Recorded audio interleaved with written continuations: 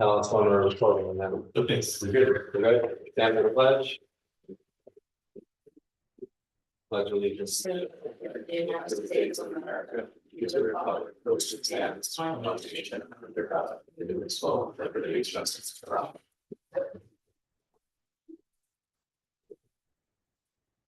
As a way of respecting, honoring, and bringing awareness about our past, we begin our village working by acknowledging that we focus on ancestral land of Montsia Sopis and Lenape people. Please check out our agenda in the minute to help us keep adding to our list of ways to support Indigenous communities.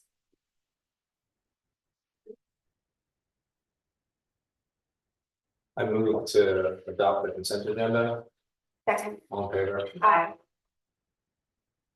And the only announcements I wanted to make is on our business agenda, it's item number 8. Etsy Lewis, our town council person, also the executive director of the Argoway Lewis Center, is speaking at the college in the Cokendale Auditorium this Thursday at 5 p.m. So it's encouraging folks in the community to check that out. Okay. And then we have news on our business agenda about Hanover House, just related to the grant award. We have to keep moving that rehabilitation project forward. Anyone else from the village board have announcements to share? A few quick ones. So we had our Plus One ADU workshop last week and it was pretty well attended. So just want to let the public know the application era has begun. So if you are hopeful to be able to get some assistance from this program, like $112,000 to build an accessory dwelling unit, and you have like a shovel-ready plan, you know, get your application in because there's only 40 of those being awarded across the county. And if you need more information, reach out. And can hook you up with, you know, all the materials that RUPCO and the county planning department provided, and the slides and everything, if you need to go through that. But really would like to see some of those happen here. And then just want to remind everyone, free food fridge is right outside. As I was walking down from the campus, I was excited to see a bunch of people visiting it, so keep visiting it. It's open every day outside Village Hall. Donations continue to be very much needed because food resources are very much needed. So make sure you label your ingredients and don't leave things that are non-food. And if you need more help with guidelines or want to sign up to volunteer to help keep it clean, millionsofbutterflies.org/free-food-fridge. And then Narcan and other harm reduction services remain available to anyone, any place in our county through Ellenville Regional's Project Rescue Program. And you can just text ERH Rescue to 21000. And this is like Narcan, test kits, snort kits, sex kits. They'll ask you what you need and make a plan to get you it. And I think that's it for now. Anyone else go with board announcements? Yeah, so the free food bridge, I don't know if anybody else saw that there seems to be a power outage. Don't know if we can help with that. Did you look at the email or because we have a generator? I just looked at the It's probably the GFC but the free food bridge only takes food. If you have clothing in really good shape that is appropriate for the current weather situation, family of defaults will take that along with feminine hygiene products, personal care items, food, you name it. And they really need any kind of monetary donations you can share, you know, even $5, whatever on up. So that they can continue to help our neighbors in need with everything you can think of, from paying bills to food to clothing to help with social services. Anything else from the village board? Just to mention, pick up on what Alex said, the deadline for the ADU applications is October 14th, so it's right up there. So if you're interested, you know.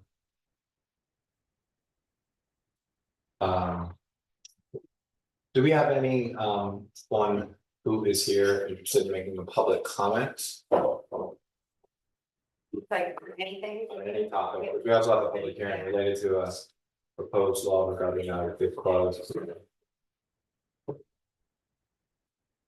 No one online? So I move that we open the public hearing for the good cause eviction law. All in favor? Anyone from the community interested in looking at comment? Just. Come on up. Good cause eviction, we just opened the public. But you can, you're interested in making a public comment about Yes. something else, so feel free to join us. Sorry, is there something else? I don't No, know. we're gonna still You allow. can come join us and make your public comment, just say your name for the record. Is there anywhere particular? You can sit at the table.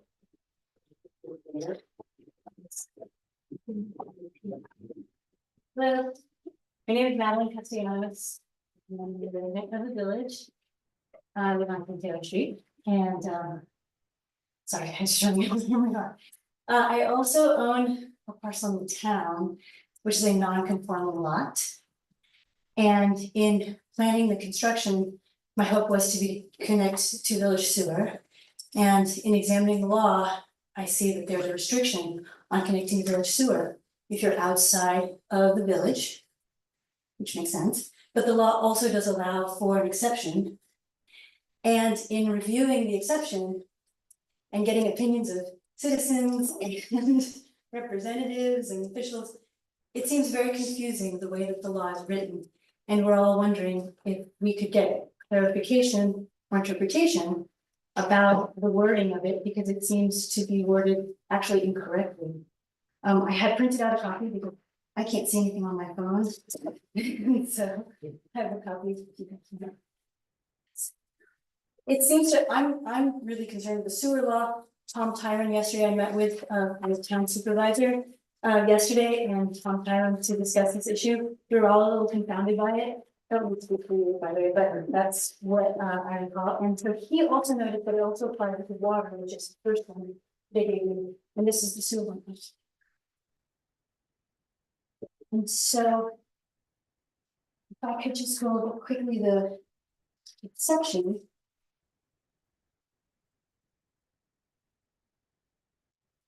I'm gonna read the sewer one, which says no connection may be made to sanitary sewage system of the village by or on behalf of the owner of any parcel of land located outside of the village, which is or could reasonably be made contiguous to the incorporated boundary line of the village unless and until such parcel of the land has been added to the village of New Paltz in the manner prescribed in Article 17, et cetera.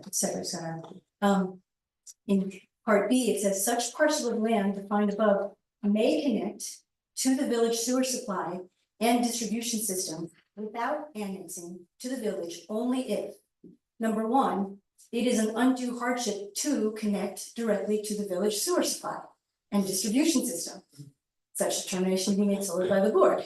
Number two, the parcel in question lies contiguous to an existing town sewer district, which in my opinion seems to suggest that if that were true, I could connect to the town sewer. Right, it does not.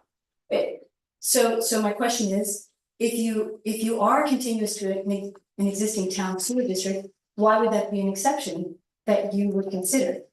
So it seems to me that it should say if the parcel in question is not continuous to a town sewer district, and it is an undue hardship to not connect to the village sewer, then it could be an exception. Yeah, I think you're just thinking about it in reverse. So like Okay. think of the Tops Plaza, the idea is that it's not contiguous with the village, but it needs municipal water. So that's why a water district was created, that's why a sewer district was created. So any property that is contiguous with the village should just be annexed in. This says town. Yeah, a town sewer district. If you're contiguous to a town sewer district, that would be. Right, so your property is contiguous with the village, it is not contiguous with any town water or sewer district. Correct. I'm having a hard time understanding why a parcel that's contiguous to an existing town sewer district would be an exception. It seems to me that would. Because it follows the same reasoning why it was originally created as a district because it can't be annexed in. You can't annex property that is not contiguous with your municipality. So it's the same exact reason why the village of New Paltz does not own the water treatment plant property. It actually leases the property from the town because the property is in the town outside the village. Yes, I'm sorry, maybe I'm not reading this correctly, but this is an exception to annexation. Right, and your property is not contiguous with a town water or sewer district. Alright. It's just, it's oddly worded because if it was contiguous to a town sewer district, I wouldn't need to request village sewer. Oh, you absolutely would. Because the town sewer water that is village, Oh, does that make sense? I think Only that makes certain, so sense. there are only certain properties within a district okay, that are in, so. Like take town water district 4, for example, it includes a variety of properties along Mountain Rest Road. okay, Not every single property along Mountain Rest Road is in town water district number 4. okay.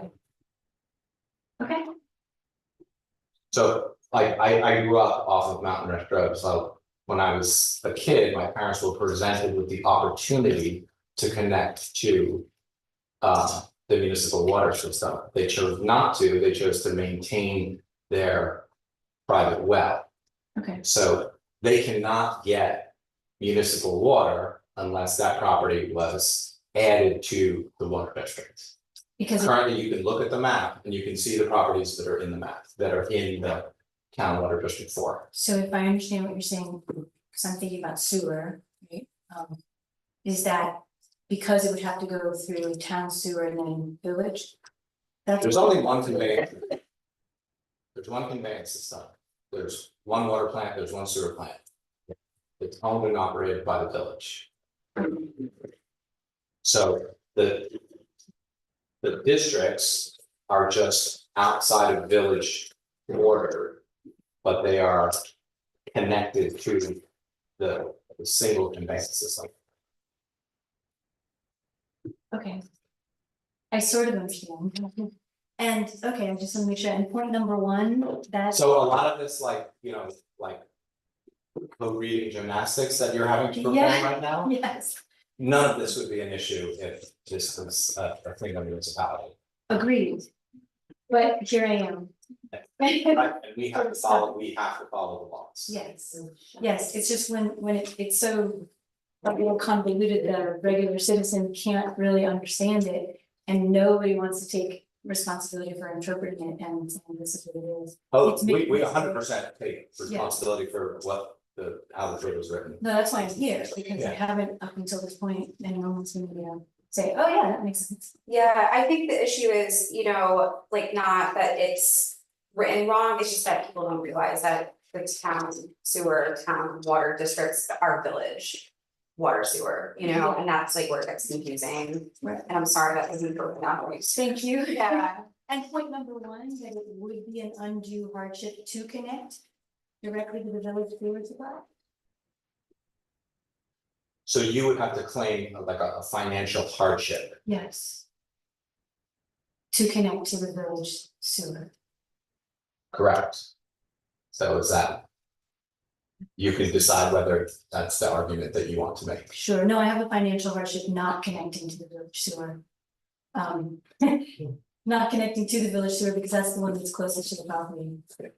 Yeah. Okay. Thank you.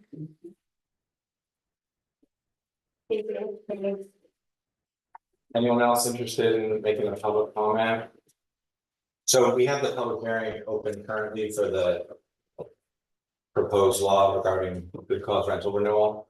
so yeah, Anyone interested in? making comments on. So if not, then let's just keep this public hearing open at least for another 2 weeks, and then we can. Wait, no one wants to make comments? Okay, We've gotten several written comments sent to us. okay. Yeah, I thought you all came, yeah, come on up, we opened up the public hearings, yeah. I'll make a comment on your costs. Yeah, if you're closer, then the mic can pick up what you're saying. Hi, good to see you all again. I'm back. Hi, my name is Robin. I'm with For the Many, and I just want to speak in favor of good cause eviction. I've already spoke to this village board multiple times about this legislation, so I'll keep it brief. We just need good cause eviction to address the housing crisis in the village of New Paltz. To give tenants protections against unfair evictions and predatory rent increases. One of the things that we noticed recently is Huckleberry closed, which was one of my favorite bars in the Hudson Valley. I know a lot of folks loved going there. And there was a Times Union article that wrote about the reasons that Huckleberry closed. And two of the big reasons that were identified were one, the fact that the rent at Huckleberry was so expensive. Now, obviously, because it's not applied to commercial spaces, but it is like a similar issue of rising rents, forcing out both families and long-standing small businesses. And also noted that Huckleberry struggled to maintain staff because staff couldn't afford to live in the village because of the housing crisis.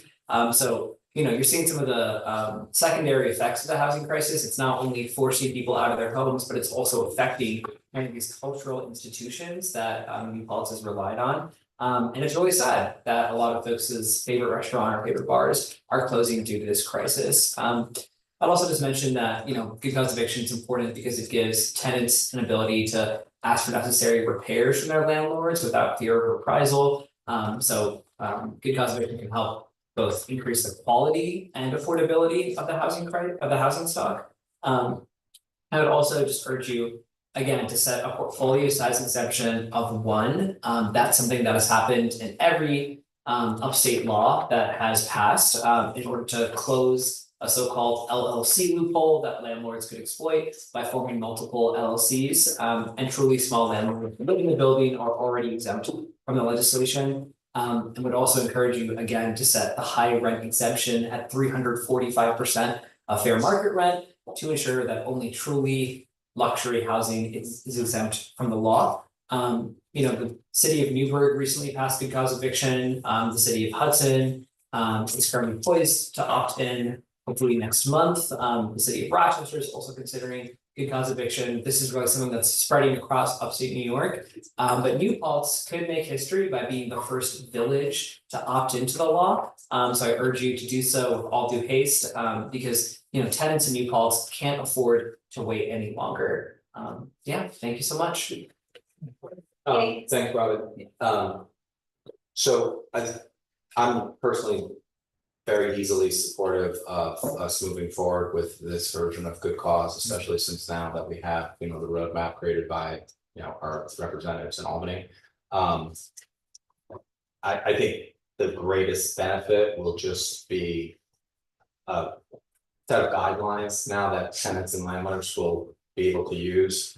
I think the jury's out as to whether it will impact affordability. But I feel like if you're interested in doing something that would, support the idea of addressing affordability, you may be interested in like attending planning board meetings and talking to our planning board members who are reviewing land use applications for apartment complexes. Because if the community is, sending a message that they're in support of different projects that will actually add capacity, there the jury is less out, in that we know that adding supply will potentially impact affordability, probably more than the residential renewal law. Yeah, totally. Thank you. Appreciate it. Thank you. Any other quick thoughts, comments? We got some submitted, and one of them kind of had stolen one of the things I was gonna share announcement wise. Like based on the census, that going with, basically. If we, actually, I'm not even gonna I think I said it last meeting, but basically the reason we wanna go with, the portfolio edits and stuff that the rest of the municipalities have and whatnot. Because we want to basically protect more than less tenants. And one of these public comments from the Hudson Valley Justice Center made a good point based on census data that it would be only 33% of tenants covered if we like opted in to the protection at 10 units instead of the suggested, 1 being the threshold, where that would be over 85% of tenants covered by this. So just making things easier kind of was the theme of like last night's landlord tenant relations council open house meeting. Like, how do we just make it easier? So you don't have to like look up all these codes and like do that, mental gymnastics with the LLCs trying to figure out like portfolios and stuff. So again, that's why we're, having these public hearings to opt into the law with, like tweaks to the portfolio amount and the luxury percentage amount. So which apartments represent that other 15%? You said 85. Is that the ones that are not as old as being constructed in 2009? Like, where do you get that number from? Based on doing like portfolio math. To the best of one's ability, and I guess the building years. Yeah. And then it's so hard though to do the math, because it's not like the census like has accurate readings on our rent amounts, but with doing like whatever like math you can do based on the census, like the in-between year studies and stuff, there is some data on that a little bit, and then you can kind of like look on like all the different apps and do kind of like a median mean. I mean, you guys want to take a Yes. straw poll? I would be comfortable with, keeping the public hearing open until next week, but then anticipate closing it and then adopting the law. Yeah. at the next meeting. Yeah. Our official So, straw poll. Cool. Everyone seems on board with that. Okay. Then let's move into our joint agenda with our town council colleagues. You guys want to join us at the table?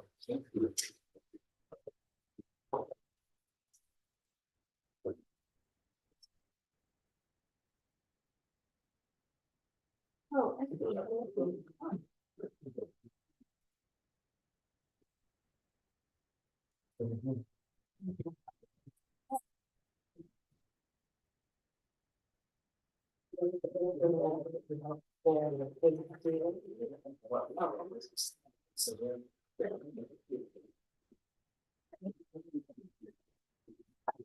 All right, so the first item on this.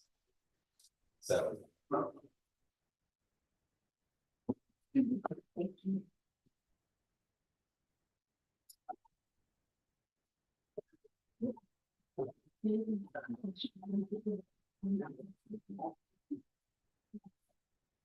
have some kind of a email scan with them. Yeah. It's from a trusted source. They went to my board members saying that from me yet. And I needed to speak to them. I got one from my engineer yesterday. Yeah. And they just held some of the county town. Yeah, it's not Ulster. Right. Yeah, they got really hammered. That was actually very, very, Sorry. very, Don't that was a big deal. Okay, so the first item on this business agenda is the consolidation study. So we have basically 3 pieces to consider. So we have an intermunicipal agreement between the town and the village, and the only reason we need that is like, even though this is a 50-50 joint project, you can only have one renewed when it comes to the grant program through the Department of State's Local Government Efficiency Citizens Reorg Empowerment Grant Program. And then within that grant program, we have a budget and then the work plan. Those are attached within this agenda. And then we have the scope of services and the contract or the agreement for professional services from the Verge Group. So they were the consulting firm that we selected after putting out an RFQ and then interviewing the Verge and the second firm. So we really have those 3 things on our agenda this evening. What I'm hoping that we do is that we can move forward with these items and then begin the study, because that's where. You know, the real work will take place. So. Any comments or questions about, you know, that's the links that were included in this agenda? And we were glad you did that. It was easy to get our hands back on it again. So just wanna be very clear, we're sorry that it's taking us so long. We've had a lot of things going on our side, but we definitely wanna pursue this. We definitely wanna make sure that we do it well, that we have the resources, the funds and whatever to do a really good job. We also want to be also diligent about, we know in the past, this has been a tried here in New Paltz and hasn't gone forward. We know there's other municipalities where sometimes it's been successful, sometimes it hasn't. So we want to make sure that we are being alert to the places where it starts to get off the rails and make sure that we don't go down a rabbit hole. We should be doing, you know, maybe focusing on something else. So just with that in mind, that's kind of where we want to, I think that's where we want to make sure that all our resources are being used as well as they can be, and that we get, you know, that this is successful. Here. All right, so I've made some notes on all of these documents. I'm sure everybody else has too, so I don't know how you want to start, because we have not, you know, done this under a quorum, since we've done it outside of the meeting following our board members, so we have not shared our notes with each other particularly. So I can just jump in and say that I have made some modifications to the IMA, assuming we're starting with the IMA. Yeah, the version that's here was the version that you shared. Right, and so, and then other people, in other words, we did not share as a group because of the open meetings law. So, but we have individually seen each other's changes. And everything that I wanted to do in my edits appears to be in the changes that, or the suggestions that Amanda's going to present. So, I I think, don't know about that. oh, That's yours. well, I concur. You did, yeah, well, I see it different right there. Is that yours right there? That's Yes. okay, well, come on. You realize that open meetings law doesn't prevent you from doing this work Yeah. and talking with your colleagues outside of meetings. It has to do with deliberating over. Right, well, that's topics what when you have Don't quorum. want to do, Right. because. Right, but you can 100% call Amanda and compare notes. Absolutely, but not in a group email. I mean, we just. You can't deliberate within a group email, and you can absolutely state like, this is what I've noticed, I'm sharing this with my colleagues. This is what we've done. Relate questions and Yeah. stuff, yeah. I mean, I sent mine out, but not everything, because I was busy doing it. But anyway, we tried to do that, but we have not gotten together and brought a consolidated report to you guys. We'll have some different, you may hear some different things. So you just have some basic edits to the IMA? And does the village? No, our attorneys reviewed the IMA. Yeah, but you all reviewed it and it's just, you're happy with it as is. I mean, it's a pretty straightforward document, it just says. You know, that we're working together and that we're the lead, because you can only have Right. one lead interfacing with the Department of State. Right. Right, so I think that's where I had a different concept on it. And then so right off the bat, I would like to start, and it fits into the whole aspect of what we're doing. Is that with this, and I know we've talked about this a few times before, the range of the village cost has to do with how many meetings. And so they say like it can go from this number to that number, so. In trying to keep control over what the costs are, that they don't, go out and surprise us at some point, that we. Set it as 75,000, and then we can always do a change order if it turns out we do in fact need more time doing something or other that we didn't completely understand. And that would be part of the cost submitted for reimbursement.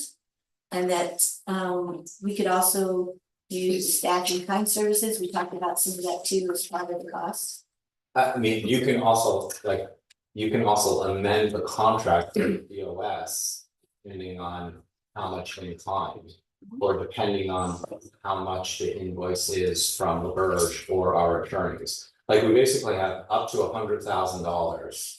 And the DOS will pay for half of that. Right. Right, so if it's $80,000 worth of invoices, they're only going to pay for $40,000. And then the other important thing to remember is that any of that cash that the town and village pay for the study is all 80% of it is reimbursable if the consolidation agreement is agreed to by the community. Right, so that's fine.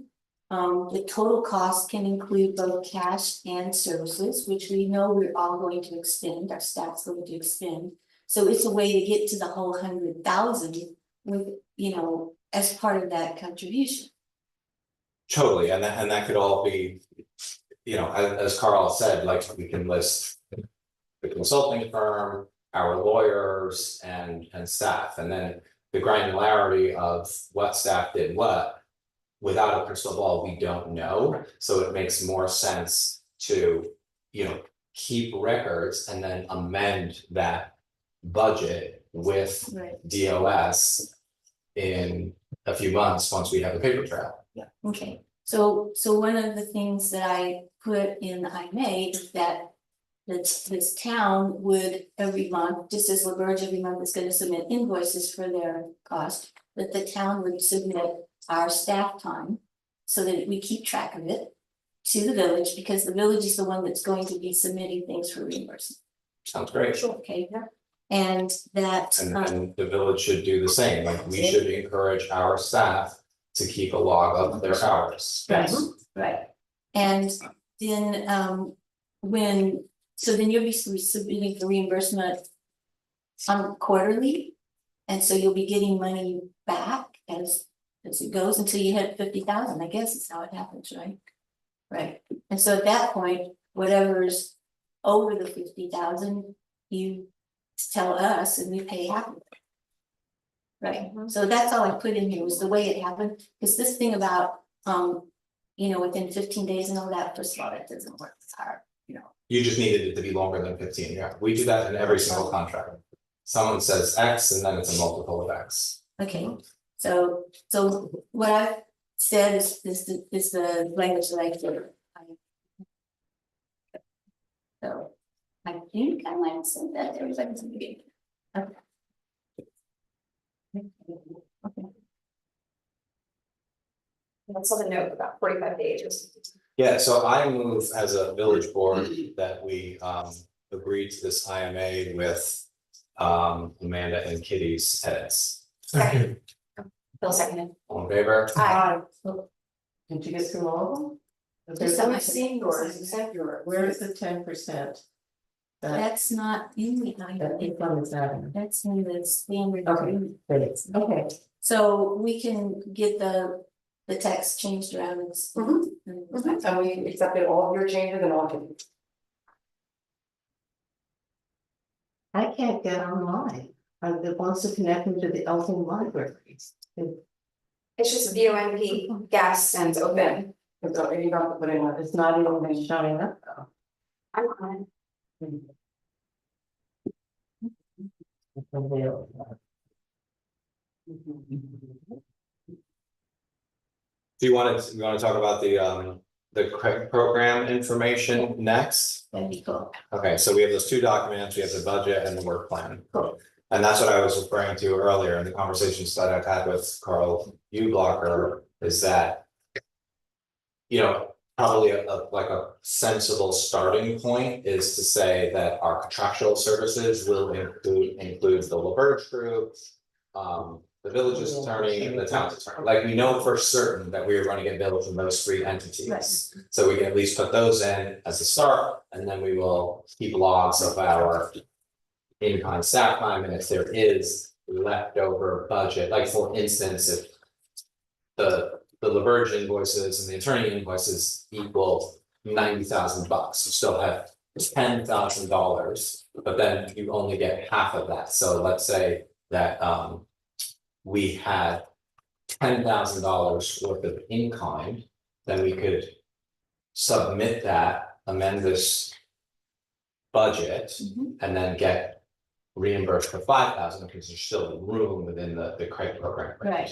So with that in mind, and with after speaking also with Carl, or, you know, interacting with Carl, I went through and picked the staff who would be most likely most involved. Mhm. Which is where we have the overlapping, you know, with the finance, with building, with governance, but also other entities who are providing unique services who might somehow be involved, like the youth center, the recreation director, stuff like that. So anyway, I got their annualized salary, we've already got it, so, you know, because Carl told me we have to have their standard work week and an estimate of what they might be doing, so I've got a guesstimate of that with the fringe benefits, so at least I have a range, so it could be with, you know, if they were involved in work study groups or collecting and collating and providing all the data and all that kind of stuff. Potentially as much as $12,000 worth of any kind of work. You know, so we'll see how it goes, but these are the people that I'm going to be having to keep accurate time sheets for this. And I'm assuming you guys. So that's the budget part of it, and whether we want to put in estimates ahead of time and do, you know, just, I don't know. I'm not clear that we can, I wasn't clear that we could modify it once it was. Yeah, we can definitely amend it. We can definitely amend it. That's been explained to me by Carl. So what I would propose is that for this budget portion of the sheet, that under contractual services, we just put the 3 entities. Town attorney, village attorney, and the Birch Group. And then that number equals $100,000. Are we going up to 100,000?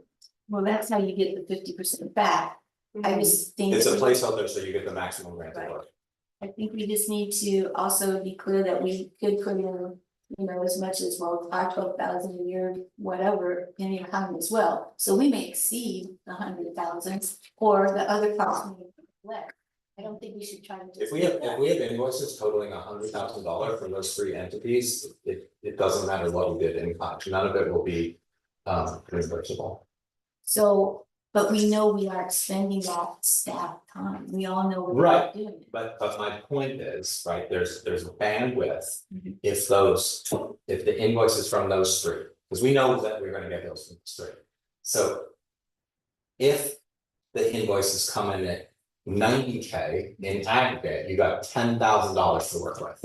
But only half of that would be reimbursable. So you have $5,000 that you could get reimbursed by submitting staff hours. If you have $90,000 worth of invoice and then you put in $10,000 of income, you reach 100, you get 50,000, Correct. right? Yeah, you get the full 50. Full 50, right? Anything less Instead of than 45, Right. you get the additional, Right, absolutely. right, okay, so that part's clear. So the reason why I wanna make sure that we are aware of and capturing staff time is that's a resource too. That's costing taxpayers money too, and that we should be very diligent about not overspending. You know, if LaBerge says, oh, you can have 4 meetings, and say, let's do 3 and see if we can cover it all. Let's not just, you know, oh, LaBerge said do 4, do 5. So I wanna make sure, I've just been doing the budget, ladies and gents. And yeah. Well, I'm really optimistic that when we consolidate and we are receiving the citizens empowerment tax credit. And then when we have like a plan where we could actually, you know, share office space and get out of rented trailers, like there's. You know, I think it's probably important to, It's right here in this. it's room. probably Yeah. better to promise less, deliver more, but I think. The net impact will be very good for town taxpayers in. Well, I certainly hope that's the case, because we've seen in the past where in fact. It didn't work out so good for the town outside the village taxpayers, and so we have to find something really concrete, really neat. Yep. And balance that, or otherwise we'll end up, you know. Well, fortunately, we probably have a lot larger list than many other communities because we already are sharing some of these things like a PD, a fire department, an assessor, a court, like we're already pretty lean and mean as far as shared services. Actually, we're very fat as far as shared services we have. That's what we've not shared in. However, Highways. governance. Oh, and uh, finance, building department, right? and finance. So, but really, pretty much everything is consolidated. Except for those three, and so the question is. In all the studies that we've been looking at, you know, the formula always seems to end up at a place. Where there is no tax saving. So somewhere in our deliberation. I hope that our consultant will help us find benefits. That outweigh the fact that our taxes are gonna go up. That, well, Sure, I mean, if you look at things in a vacuum, right, like, Well, not in a vacuum, in a holistic way. no, but I think like. Suggesting that if you take a village, you know, that has a tax bill, and then you spread that tax bill across the entire community. You know, there's an equity argument to make as well, right? So currently, if you live in the village, you are paying for the streetlights that are in town outside the village. And none of the people who live in the town outside the village pay for any of the village streetlights. So there are equity issues that are really important to consider.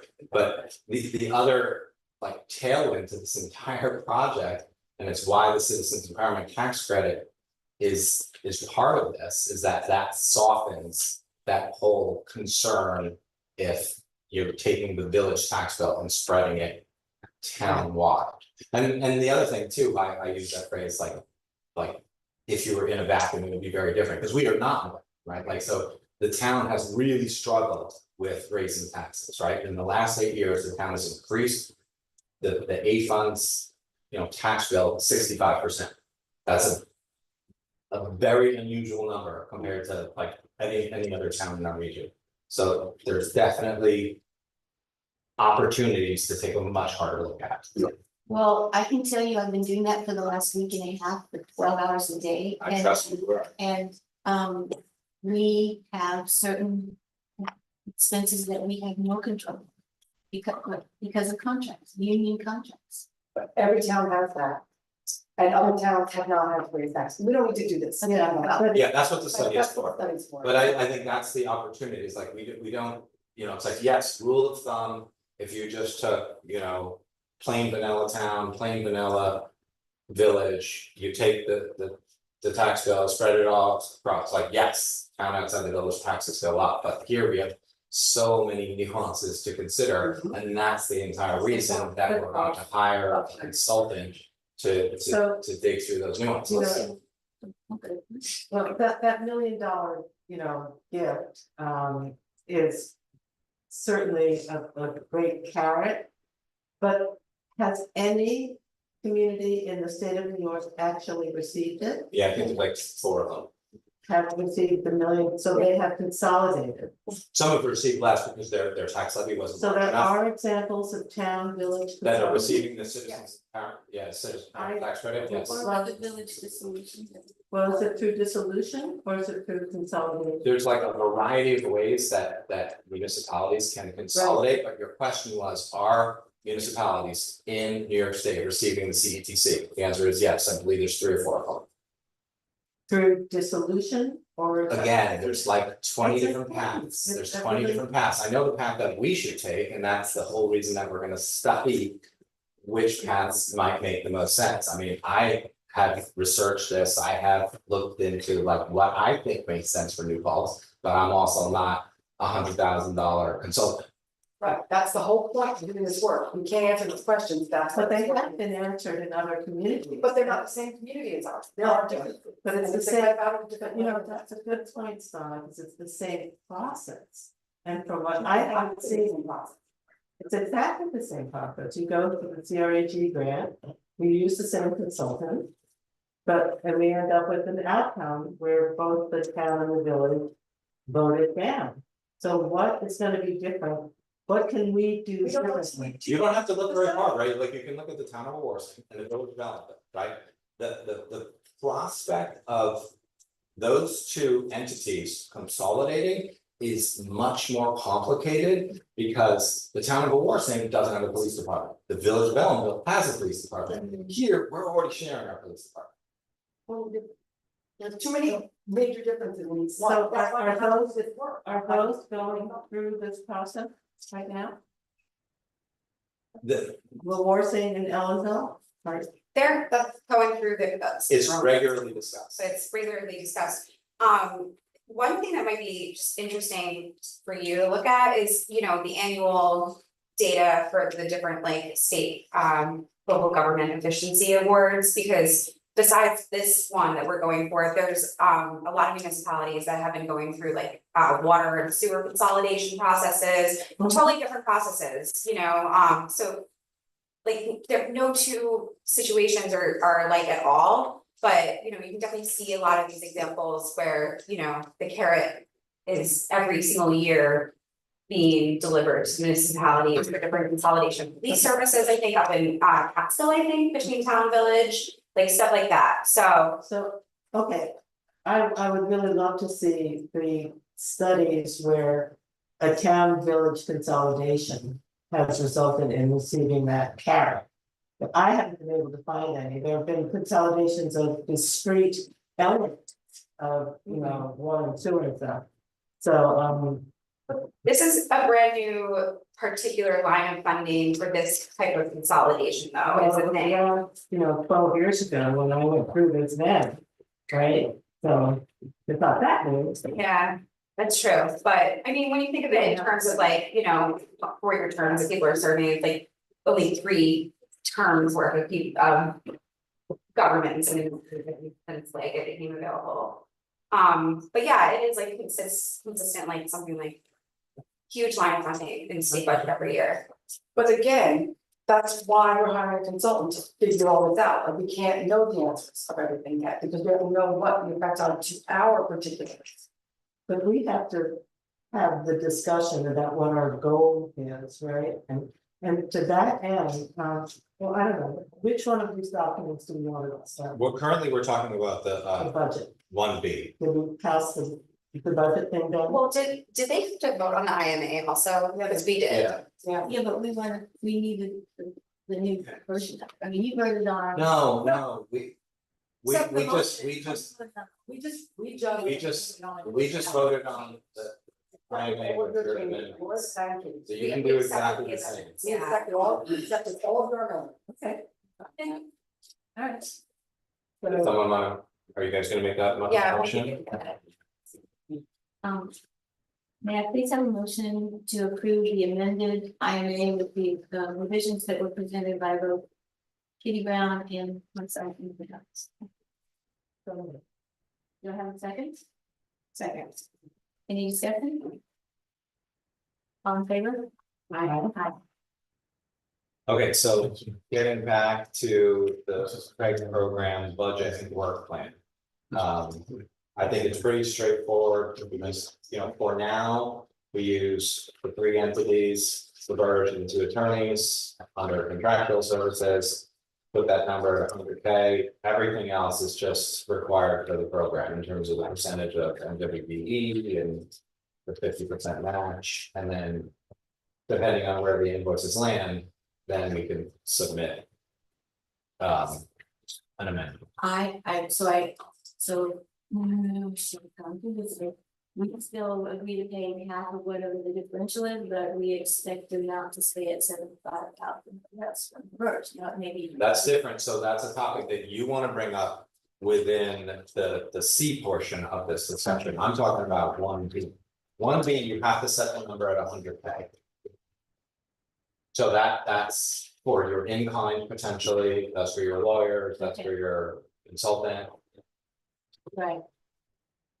I was not aware of that, so this document has to be 100,000? And it is, you can see it's 100,000.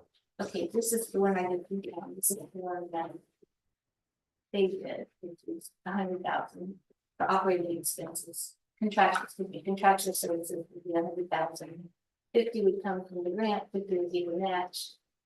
It's only confusing, but anyway, there's a dot. And then what I put in was there was some amounts up here, so they put nothing here, personal services, I said, yeah, there'd be some up here for personal services. It also need to be taken into account, because again, I'm just saying that I think we should try to manage the expenses. And we will, and we will, and we will, and we will look at every single invoice with a fine tooth comb. Because I Or, don't see this in my budget. Yeah. I need to know. I'm doing it. Okay. So. Mea culpa here, when I got this budget summary, I thought this was negotiable, I did not understand. that's a this- grant award, that's not a budget. I mean, yeah, it's Well, called a it budget, says it's called a expenditure. budget, but it's the grant award program, it's not the contract with LaBerge. That's true. But. I think this is one that I look at, right, this is another way to look at it, it still comes up to 100,000. All right, well, And we'll certainly try to keep it as low as possible. That's a different discussion, that's a different, Yeah. that's one C. yeah, So. Okay, so we discussed the budget, we understand. So I move that we go ahead and finalize documentation with the Department of State regarding the budget and work plan. Sorry, but Wait, I heard. not the work plan, we need to talk about the work plan. The budget. The budget is fine, let's go ahead and adopt that. But I've spent a lot. I'm just doing it with my work right now. Okay, none of you have any. We've already looked at this, we've had these documents since April. You have comments about the work plan? And we wanna hear yours. okay, What are your comments about the work plan? yeah, Well, so, okay, So should we go back to your first motion and do the No, budget thing? no, what's You your, wanna do them no, all we're together? gonna do it all together. Oh, What's your comment about the work plan from the Department of State? all right, who wants to start? well, for one thing, I went through and everywhere it said the solution, I put in consolidation. All right, That's I did that. I would like, And Yeah, that was in the version that was attached here. Your edits were already in So that we're already version. done. well, I started highlighting. Under opportunities, where we're talking about the management of finite resources like housing, water, sewer, and parking. I would add farmlands, wetlands, woodlands, and watersheds. Okay, Yeah, just, I mean, it's just part of the, goals.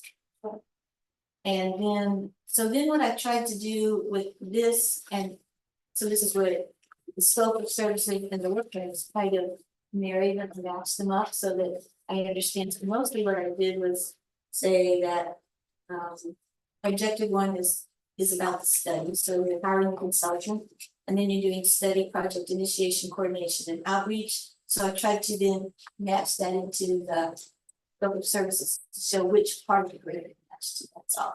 So it didn't really change this too much, except it said, well, you would start with the steering committee, which they have, and you would start with the data collection.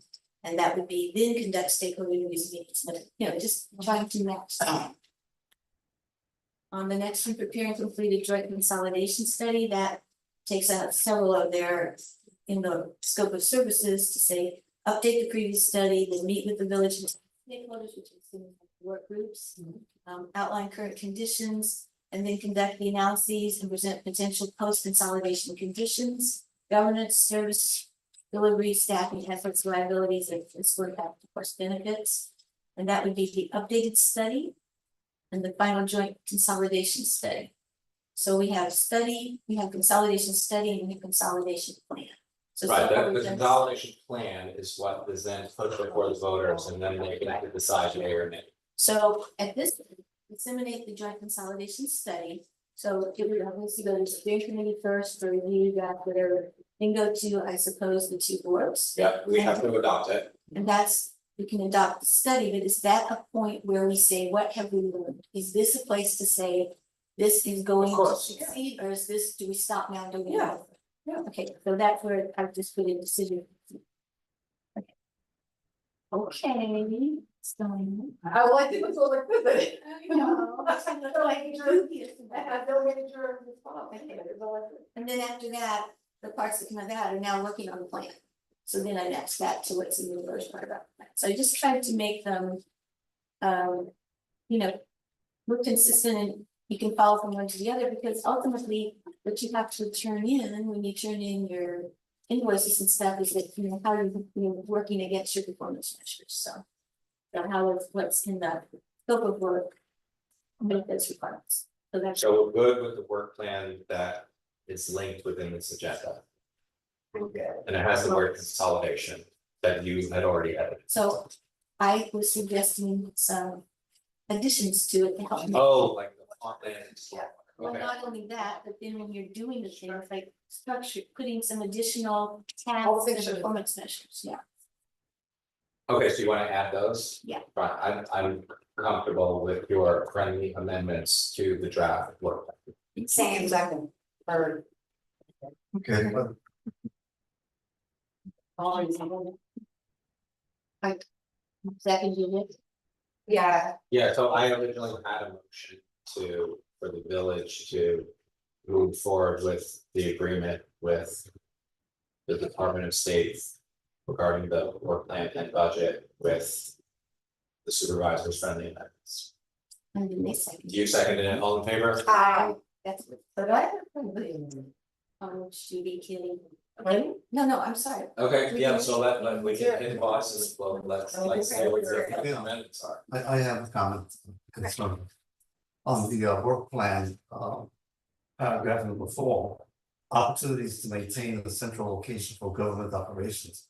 With a space to host public gatherings and public meetings that is accessible via methods of transportation.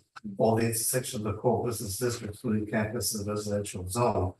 I don't think that we should limit ourselves, this should be Which document are you looking at? look at the Looking work at plan. opportunities. Opportunity. We shouldn't limit it to what? It sounds like it's limiting it to for a new facility to be located in the middle of the village. And I think that's too restrictive right now, because there is the possibility that the Zine Elementary School may become available. Absolutely. So I would like to see the wording. in there. What wording do you need changed? I mean, can we just say, all those things within the How town about- of Great Falls? Just to maintain a central location for government operations, and then strike all of the stuff that identifies where the location would be. That's fine. Yeah, Okay. So yeah, Thank you. that's definitely. And I.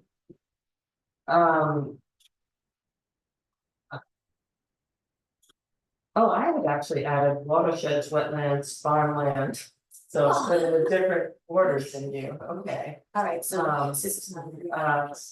So, I love the priority rank capital projects, but I would like to make that the first thing in that paragraph, because I think that's where, we really need to have that as a goal. Don't know if it matters here.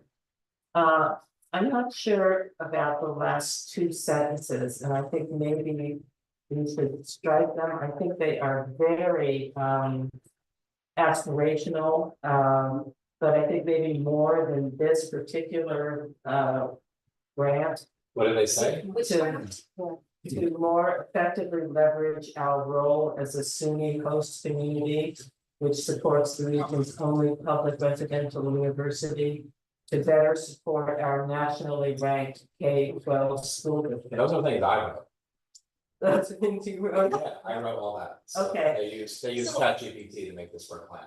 So I like that part. Yeah, I love She all that. wrote Why would you remove any? Because I think we're setting ourselves a goal that is beyond what I think we can do. We're already up.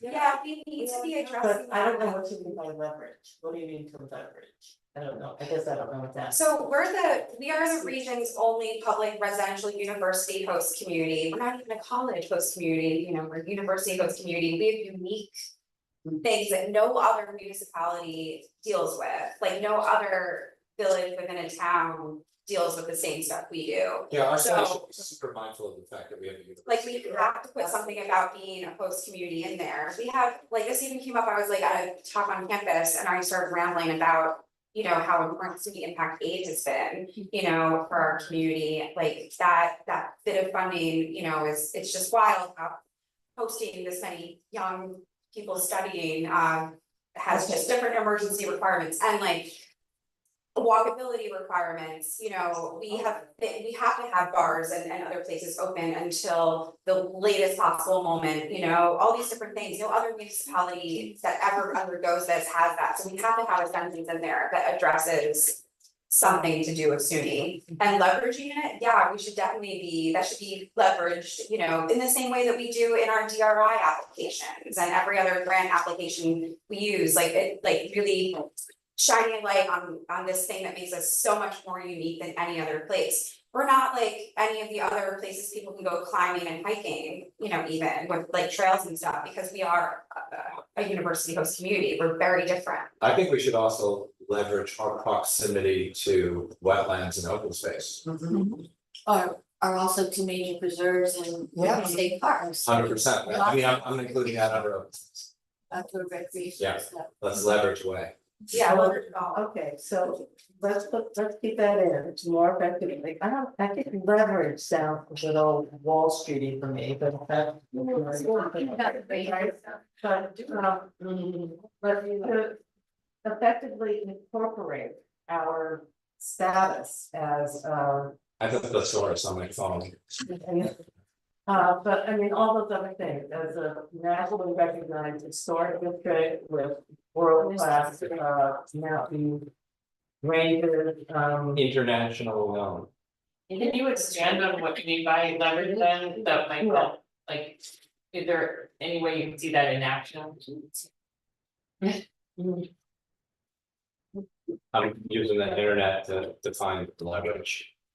That's not as important, I don't think, just if there's any way you can explain to us what you mean. How you're imagining that. Coming to fruition. What could we get for that? Well, I mean, I feel like, I read something in the newspaper recently about how. Our community character is largely driven by the fact that we are a SUNY-based community. I would also say that our community character is also largely driven by our proximity to the Mohawk Preserve and, world renowned, rock climbing, like. These are all things that I don't think anyone would disagree with as far as like attributes and. and our historic. And sort of like, there's a Combination of unique. huge list and our nationally ranked K-12 school district. But I would say, to effectively leverage this role, SUNY host community, has to be in there somehow, or, because it is the thing that sets us different, sets us apart. I think the leverage idea is to like. We're going to make sure that this community serves full-time residents, young professionals, college students, university staff. We're going to make sure that we have a local government that serves all of the above. Right. So that was very loose leverage. So it's not like some. I did not know that leverage was like an offensive term. No, it's not, it's just really what you, to expand on why it was. I mean, I think it's like to assertively, When you're doing what? When you're doing Well, what? When you're planning a local government to Yeah. serve your community. Maybe it makes it sound as if you're utilizing that to your advantage, which you are, like when you said when you go for grants and stuff, but I think, yes, we are a small college town in a rural setting that has amazing recreational, things right amongst, around us, surrounding us, so all that's important in the historic part's important. And the fact that we're halfway between the state capital and the New most York important City. metro New York area in the world, it's like. This is it, this is the center of the universe. Okay, so the thing is, this is all cool stuff. Does it have anything specifically to do with? I don't know that it matters at all, I mean, this is just. A description of, Yeah, I mean, it is, and. none of this, Impacts what we do. We make sure we provide the services that our community needs and expects. And whether we're with two governments or one, we want to make sure that the service will be. To me, when you say more effective is leverage, it sounds like you're saying we want to sort of tip the scale in our favor. That's what I'm getting. Do you have a word you like better? Yeah, and let's consider the word, So it's the word, I didn't understand what you meant by that, but it feels to me like maybe what you're saying is to more effectively meet the needs. Just Or say unique a needs? government to serve Yeah. the community. And then, but I like the idea of identifying SUNY, this, you know, the our esteemed colleague here is giving a speech tomorrow night at SUNY about. 5 o'clock, Cloakingdale Right, Auditorium. there to go. Sure. It's free, open to the public. So, I think there's light refreshments. Oh, yeah. okay, if we drop the 3 words, more effectively leverage and change it to promote our role, you know, the more neutral vertical, is that okay? promote the work, to, Takes into account that. I'd like to more effectively meet the needs of.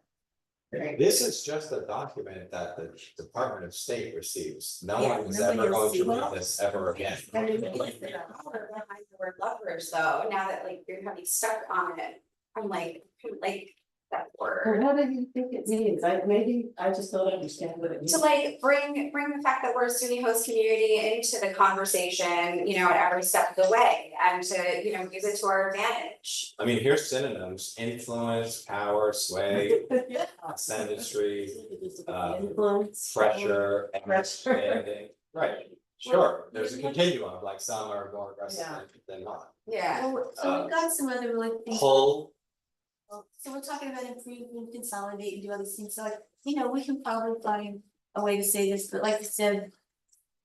This is good to have our heads around what we as a town village consolidation wanna make sure we continue. I think we've been doing. yeah, I think this language is a discussion for the final consolidation agreement. It's like, Right, why are we yeah. doing this? Right. To serve the community, like this is, you know, this is just. The Department of State is fine with us. This is like Study our mission consolidation. statement, you know, and I think in a way. No, the like you consolidation agreement is a mission statement, we have to write it first, we haven't written it yet, this is just This is an agreement to get grant money. Let's try and speak, that's a. Okay, one more example of leveraging being a SUNY host community, when there was the water crisis, we had immediate response from the state. Probably because we're a SUNY host community, you know, whereas like, you know, maybe if we were not home to such an institution, so many people would have maybe taken a few more days to get the water buffalo delivered from the governor's office and so on, you know, but that was like an immediate day of thing. We see municipalities all over the country that have undrinkable water. We had undrinkable water for a few hours and it was, you know, they brought us water. That's leveraging. For the benefit of the community. For the benefit of the community. Okay, Kitty, would like to finish saying what she. No, I'm done. You know, Are we taking leverage? you know what? If we could. What else So there's no additional amendments to the work plan, besides with? besides what you already suggested, Amanda? Well, at the very end, it says performance measures, the dissolution plan website, And that's all that's been changed to that. so that should just not be in there. Right? And what are holding constituent office hours? Well, that's a good one. Who wants to do that? Do it all the time. We do it every day. So then. This is something to this one, so it would seem like you'd have a special day time and say, you wanna come in and talk about the consolidation specifically. Right, so, Yeah, we had fun with that too. yeah, it should be very. I used to have like affordable housing, bar hours, you know, did a whole tour before COVID. So, Yeah, till 4 in the morning, now people just find me, Well, okay, these are, so these are good performance measures because they're very tangible things that you can send in. We just have to understand that someone has to take these responsibilities. So that we're able to document it. If we're gonna have a weekly updated Q and A, Yeah, that's I something. mean, I believe that's what the consultant helps us with. yeah, and the on a weekly updated Q and A thing, we, and this like. Predated, you know, most of you on the board, but during COVID, we had a really effective, like daily updated.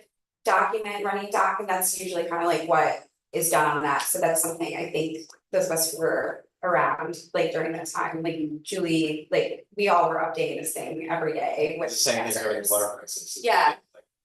Like updates a few times each day. Okay, so if just the weekly plan website is going to stay in here or? do you No, it's start all that? consolidation. Every Okay, so dissolution, every time we see dissolution, ignore it, I mean, okay. And then weekly updated Q and A, you say that the consultant is going to handle that? Or In help terms of communicating, we're meeting these requirements. Yeah, that's what. Weekly updated Q and A to be. I put them Like as Alex was just pointing out, we had a doc that we updated continually. It doesn't mean that we have to, you know. And it doesn't mean one person will be Right. doing it, I think we're constantly nudging everybody with KT, kind of like, do you wanna add this, do you wanna translate this, can somebody take this random thing on? So it'll involve everyone, but So. we know how to do it. The weekly updated Q and A is, I mean, I think that's a big commitment for us, which we should understand.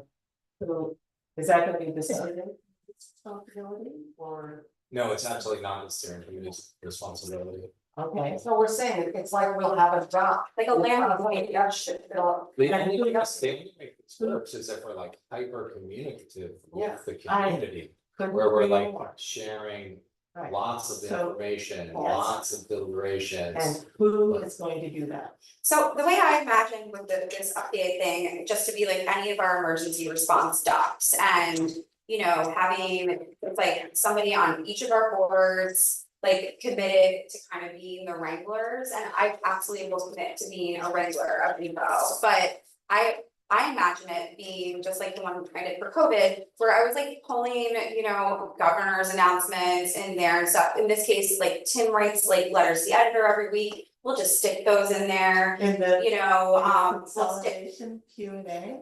Yeah, like as there's updates, anytime there's a thing, you know, anytime we mention, and then I'll ask you guys, if you mention anything about consolidation in a meeting, let me know, and like, that way we can stick that link you know, in there there. has to be one Q and one A. It doesn't have to be like.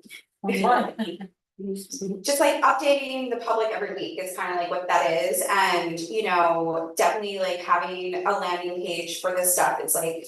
Right. Like that's As we do practice. things, we add it to the page. So It's not if like the it's steering just committee planning as an update, it will go there. Yeah, There's Okay. minutes from a meeting. Exactly. There's been Yeah. you know, there's. as we do letters to the editor, as there's any updates at all, like, you know, there could be a little section that people can click on, and like, I figure doc is easier for both our municipalities to then Just link that to our websites and stuff, because it's just easier like on the way. I mean, it's like, it is the role of the consultant, it's like throughout the scoping document, I just wanted to find a specific example, like. Activity 1.5, deliverables, prepare and distribute meeting summary of steering committee meeting number 2.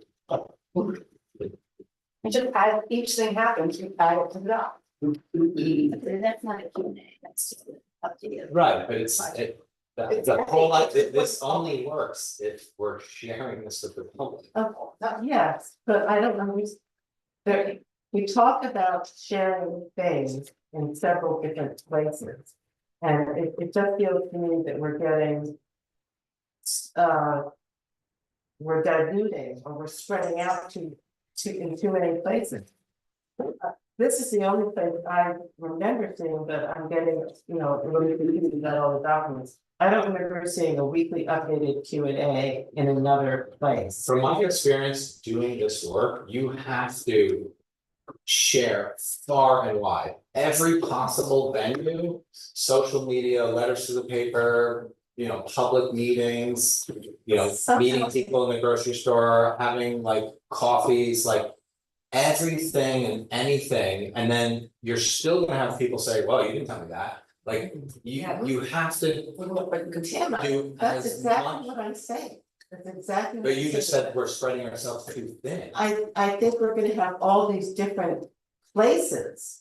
I just wanna have one place where everything That would be goes. the Is it, plan website, right? is it the? No, Is the all Q of and these A, different places have all of this information. all of these different places?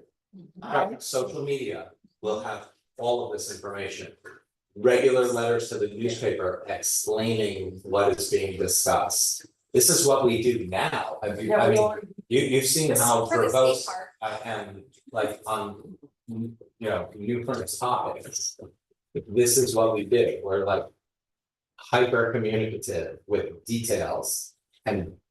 I guess if you're saying this, all of the information will be in all of these places, As much as that's possible, fine, okay. share far and wide, like hit people over the head where they're like, please stop telling me about consolidation. And then as long as you say, and so all of the documents that are gonna be. Yeah, they'll all be like Published on. publicly village available website, through the website. Facebook page. Well, they'll be on a dissolution.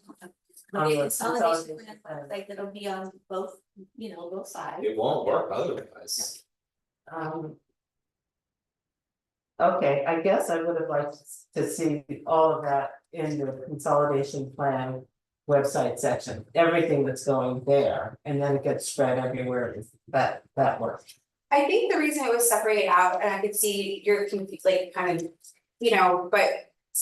The Q&A and like constituent hours are more, they fall under more of like an outreach thing, whereas like if they left it just as like website section. That's where you see municipalities sometimes fail, you know, like because it's like it'll be one landing page and not actually communicating out and all these different things. They're just trying to make it like. It's very clear that there has to be a lot more, you know, communication. Have any of different you modes. been able to look at these other places that are I've been to the polling website, and all that I can find there is the Laburnum thing. Yeah, But I can't see. polling is not a But comp, may I right? finish? It's not a comp. May I finish? What I can't find on the polling website or on the Verge website is what these look like. I would have liked to see the Q&As. I would have liked to see where all of the minutes of the meetings were, so I can see where the community said this isn't gonna work for us. Ours will be better than anything. But I haven't seen any, Because you haven't seen it yet, because we haven't created. but Because with polling, it was a citizen-led thing, so So it what wasn't was gonna be municipalities being, you know. Because we're driving this bus. It's very different with the municipalities. but the numbers, the data wouldn't have changed.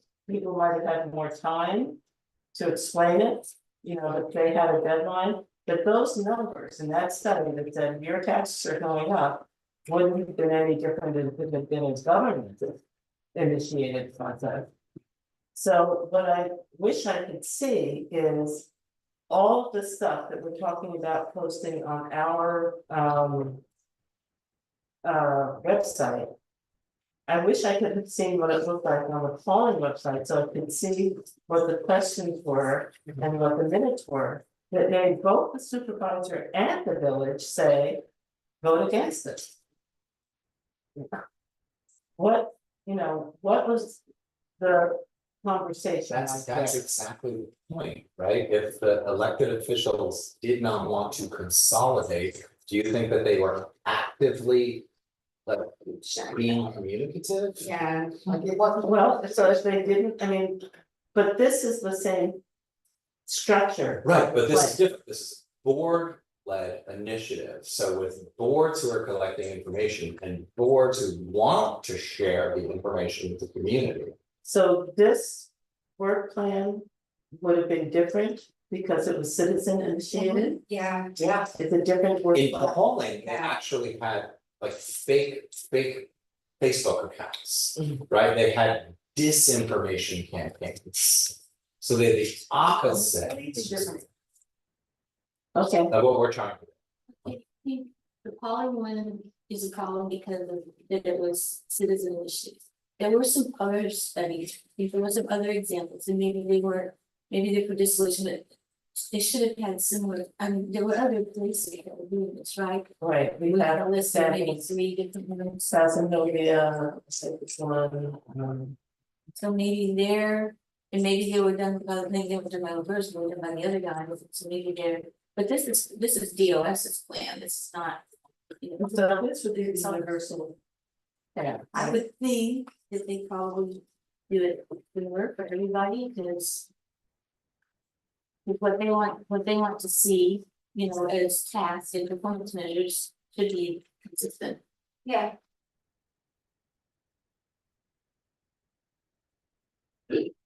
Definitely agree, you know, something could have been more well, you know, crafted, but hey, like that's why we're different, you know what I mean, like we don't have the DOS.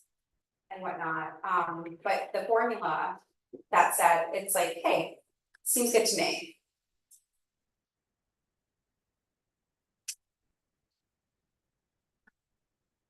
there were, I mean, I'm just not clear, like, what are you proposing or what? Why are you bringing this up? because I don't want to use the standard formula that has failed in whether it's a town or citizen initiated project. We have Casanova, we have Messina, we have Falling, and we have us, you know, we've done this before. So somewhere in all of this, what I want to say is, what are the benefits, even if the taxes go up? That should be a goal that our consultant or our steering committee can help us identify, that there's something else beyond taxes that is a benefit for our entire community. I think. So it's also important to note that taxes for most of the community will go down. Well, I don't know how many taxpayers there are in each municipality. Everyone is a taxpayer.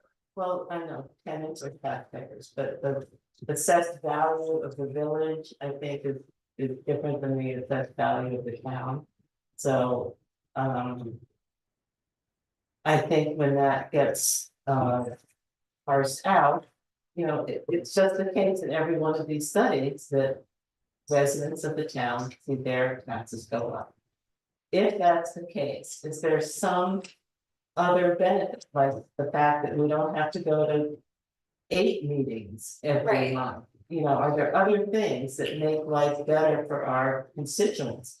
And I want that to be somewhere in our. It's not gonna be somewhere, it's going to be the consolidation report. That was my understanding. Study, hopefully. Yeah. Yeah. That would be part of the work. I mean, having one planning department, so someone doesn't go to the town and find out they were supposed to be in the village or vice versa, like there are daily things like that. And the thing that was also like, one thing that was pulled out and highlighted, you know, about consolidated like government censure and all that, I think. Is more of a unique New Paltz returnable on that end, you know, but otherwise, it's my understanding at least, the whole point of the study is to kind of highlight all those benefits, you know. Right, The but tax one, you know, like honestly, we could even parse out like census data, like for the study, I personally don't need a study to be able to really But- figure that out, but the rest of the benefits are where the study I think comes in. Well, but lowering taxes is the first goal in all. That's why of there's the these things. CETC. So you think that $1 million is going to make the difference? I think it's going to be like an impactful part of the conversation. And we don't know how impactful it will be until we do the study. Sure. Well, this is something we can talk to the consultant about, how quickly can we get that part of it out? Get it out, I also know that, I also know that having done this job for 10 years, that we won't need to do IMAs anymore. We won't need to deliberate as two different boards, like I have two lawyers. there's so much redundancy that takes place because of the way we are currently set up. Oh, two town planning But board. those numbers will be very helpful. So far, they haven't made enough of a difference in the other proposals, but maybe here they will. Right, and you're comparing proposals before the fire station moved out of this building, before the town got out of its lease of the police department, like. This is a very different community compared to what it was in 2012. Very different. Right, the court building is not in this location anymore, right? Now we're actually sitting on this incredibly valuable asset. That we should be taking a closer look at, figuring out like, what do we do with this? What's the highest and best use for this property, this taxpayer owned property? Continuing to sit on our hands and do nothing and these trailers is harmful. Well, it is harmful to the point where. And the town has the a same- building right there We have that no nothing. problem in those trailers, right, it's almost as bad as the old town hall, so we may have to, do something. I mean, when you open the door and it's raining. Water pours right down, so those trailers are not a solution for much longer. And you have an old court building that's probably one of the most valuable pieces in this community.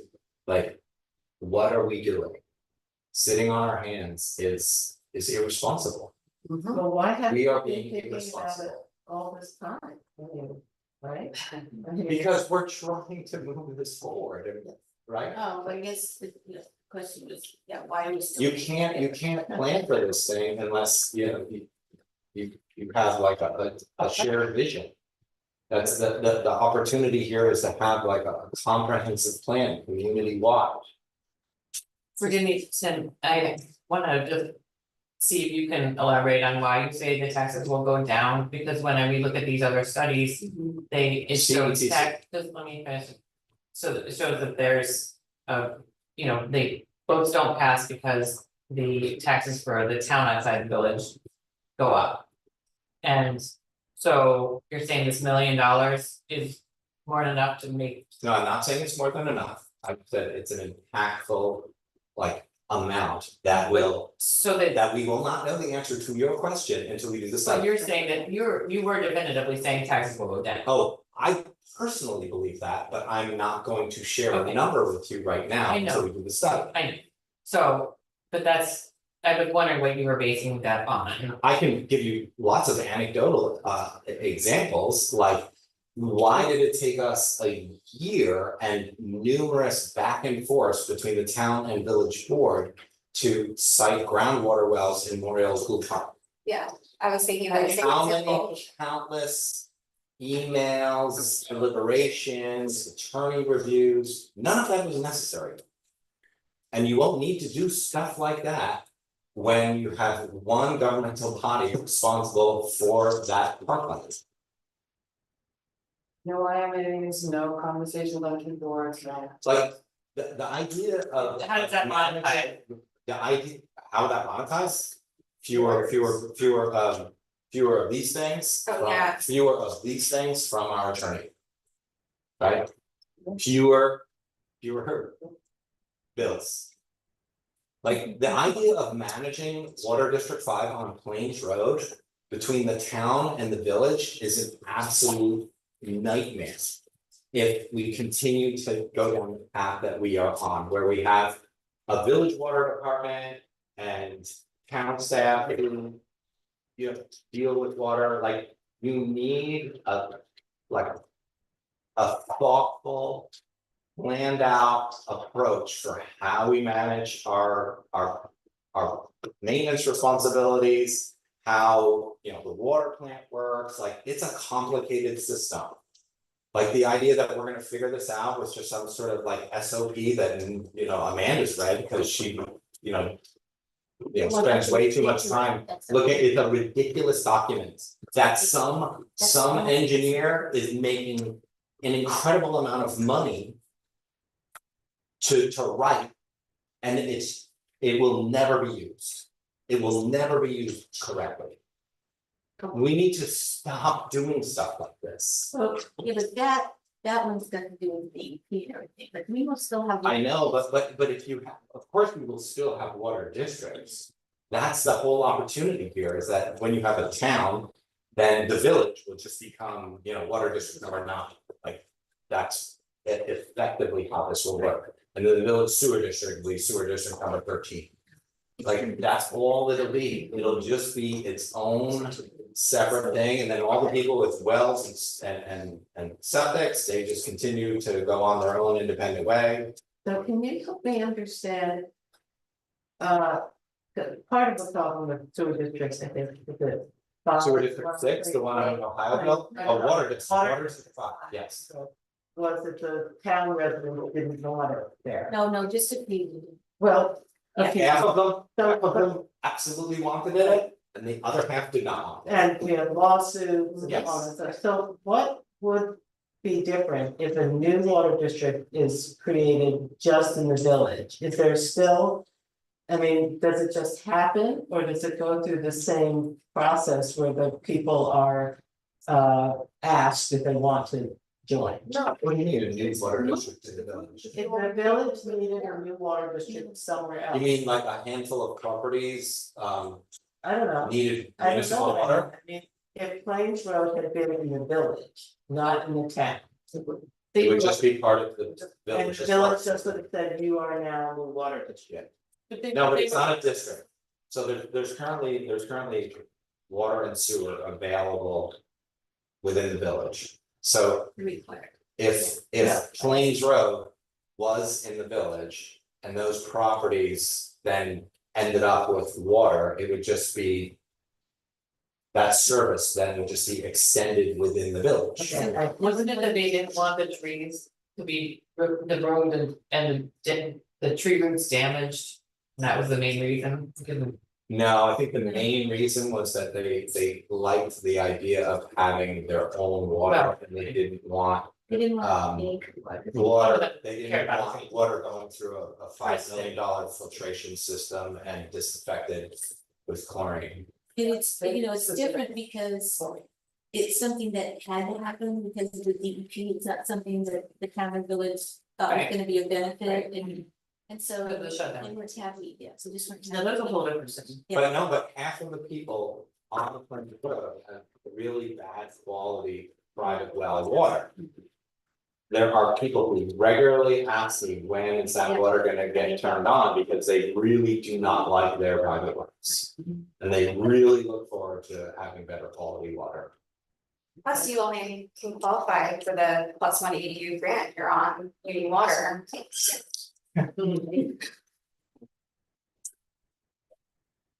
okay, I think those were all my comments on the work plan.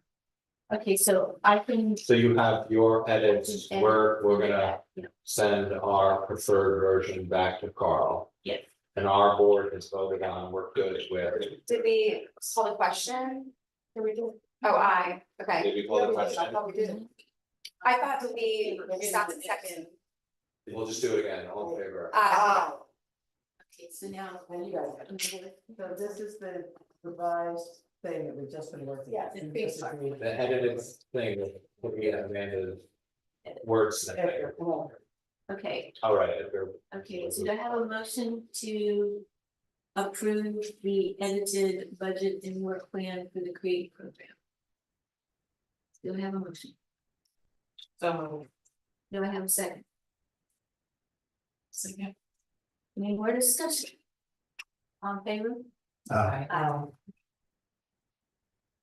So I had requested that we appoint our steering committee for this evening and I didn't hear back, but it just feels to me that the sooner we do that and we get because at the July meeting, Ben Simon said their steering committee will work with him on the scope of services.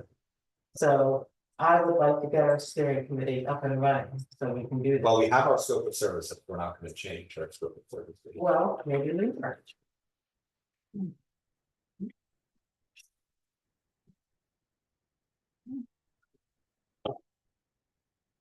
Well. My head is under the mostly just to. Remember them the way they are in the work plan, so that we know what matches to what, which, you know. So that we, you know, we're delivering what we need to go into. But doing that, I thought it would be helpful. For the Verge to provide us with what their anticipated timelines are for those, like if it's gonna take a week, a month, or, you know, just kind of get an idea of how much time because they put this together, so they just have some idea of.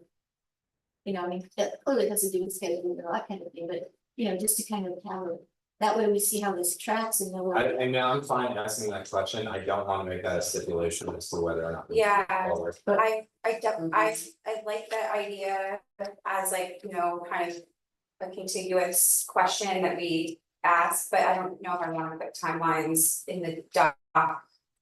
Because I also don't know about our ability to stick with timelines, you know. Well, I'm not saying that we say we started on this date, and that date, I'm saying, what would be the expected duration for this amount of work? I think it's gonna be the same kind of answer, it's like Yeah. you don't know, because you don't know what you're gonna find in that file cabinet. Oh geez. Okay, I was just hoping we could say it's gonna be weeks, or it's gonna be months, it's gonna be, you know, 1 to 2 weeks, or. It's I gonna think be we'll know and we'll months. get regular Or maybe this is updates. something the steering committee can work on then. I can provide some background in terms of, like, cause I tried to understand like nuts and bolts in terms of the steering committee responsibilities. So my understanding is that the steering committee will meet for 8 months, one time per month. The meeting will be an hour and a half to 2 hours monthly. And then a steering committee member should anticipate preparing for that meeting and take an hour to 2 hours, just in terms of time commitment. I'm seeing here it says discussion of project timeline, planning process, okay. I'm a Well, I was project just talking manager. about Let's do it. the steering committee, and because like I was speaking with individuals who may be interested in serving in the steering committee, so I wanted to give them a sense of what will be expected of them. Right. Time-wise. Right. Okay, perfect, I agree with that, absolutely, and I was just. It seems that they expect that when that steering committee gets together, you start to put together the plan for the project. Being a project manager, you know, get charts and stuff, you kind of see, because you know if things are starting to slip or you're missing something, you know, otherwise. It's opening the budget, opening the timeline. We want to make sure we're marching towards getting done by a certain time to get it onto a ballot, right? Yeah, and I really feel like that's the responsibility of the consultant. It's nothing, it's steering committee. Right, but it's the consultant is the one who's chairing the steering committee meeting. Great, fine. The steering committee is saying have work to do, this is what they're saying, this is part of the. Absolutely. Alright, okay, we're not, but you know, I'm just saying, I would just like to get a better. So we also need to understand how much time the consultant's putting in versus, you know, the deliverables of the budget. That's. Alright, whatever, I was just going to try to map this to the work plan in the docs thing, so that's all I would do, is to put some notes in there about that and say what our first decision point would come, which maps the one we identified. Work plan. You don't want to do that? Well, I'm tired, y'all. I know. But I mean, it's, so.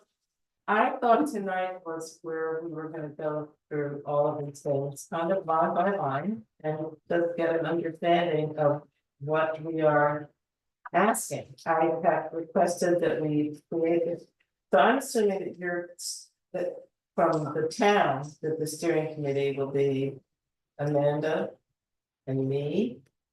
And that we will choose, I mean, according to LaBerge, there's only one town resident and one village resident. Are you thinking of having more than that?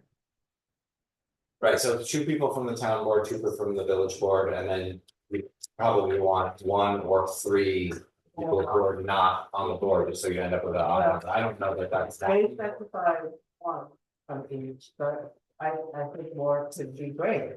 So, Yeah, but you don't want too many either. so let's pick a. So I spoke with KT Tobin, and KT's willing to serve on the steering committee. Oh, that would be awesome. Yeah. Is she a resident? She works at the college and she's been a resident, but like Having the idea spent- that someone who actually like could have bid on doing this work on the steering committee and who's so. I mean, I think it'd be great to have her as the SUNY rep, because I do think when we were talking. I'm proposing that we assign her to steering committee.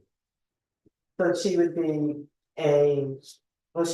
I do think that people who live in the community should be on the steering committee. Right, and we live, They're the ones who are gonna. we live in the community. This is, I think the KT example is a very unique one, for sure. Well, I mean, it's your choice, that's the person, and she's gonna be able to, I mean. Katie and I were actually on opposite sides of consolidation 10 years ago. I was very pro, and she was not, and Jerry Benjamin was pro. I'm So, super aware, I'm right, like, so anyway. KT is a free thinker, she doesn't really have She a is dog in this race. Smart. What she thinker. is Okay. good at is So- process. Yeah. So you have one suggestion for the steering committee. And I would like to propose that the town appoint Paul Brown, who is here tonight. Michael Zierler is also here, who I think was pretty involved, so, and in fact, I know he was, because I think he challenged quite a lot of the financial. That was coming in. That was a different Michael. Pardon? That was not me, that's my brother. Oh, okay. Yeah, And- Mike was really useful in Yeah. terms of talking about the nuances of coterminous versus, Right. what's actually eligible. And I've gotten opinion from attorneys from the Department of State who agree with Mike in terms of like, there is a path to get CETC that was carved out in state finance law. But there's only 3 ways to become coterminous. And I think we could pursue them, but personally, I don't think that it's wise for a variety of reasons.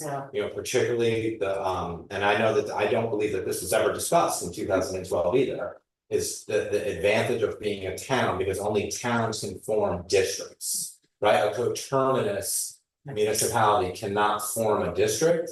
And then so there's that wrinkle, and then additionally, you would not be able to end up with a coterminous government where everyone votes. right, So the advantage of becoming a town is it's more democratic. So all village residents and all town outside the village residents get a vote on the consolidation agreement. which is what we talked about at length in the July meeting, because we want both the residents of both municipalities. So I think coterminous is pretty much off the table. Right, but I was just shouting out Mike Russo for being one, because like on the surface. And if you read state finance law, and like Senator Bonasek actually was the one who, I think because of requests from New Paltz, updated state finance law. But that was only part of the puzzle, and I think that actually created confusion for our community in 2012, and that's what we do not want to do now. So have we begun to establish a steering committee? Have we done that? Did you have people? So I had a couple of other people that maybe I can text them, but like Nikki Nielsen, because Nikki also wrote the and Nikki's the same type of person, like she's not like pro or for anything, she's just in support of good process. Well, we have Michael here. Would you be willing to consider, can we add Michael and Paul? Do they want it? Would you be willing to serve on the steering committee? No. What you say has a lot to do with my answer. Oh. I guess I would fall in that category of somebody in the village, mayor hasn't reached out to me, so if you have other people in mind. You have your own. The only people I've spoken with, because I wasn't prepared to, Yeah, those. I wasn't they're- prepared to. I thought the way that this should work, and this is what I've always imagined, I know you're citing a July meeting. But I feel like we need to get the ball rolling, we need to have like some initial community conversations. And like shake some trees and see who comes out, right? Like you don't automatically want to just appoint people without like reaching out to them. I mean, I feel like KT is kind of a coup for our community, the fact that, you know, that's like actually having someone who does this for a living. There's huge value to that, but. You know, I had also mentioned it to Nikki Nielsen and Mike Nielsen too, but. I'm a little bit more comfortable. Maybe like seeing who shows up, seeing who expresses interest. And then decide. I guess this shows something right now, though, these two people are here, that's some. Yeah.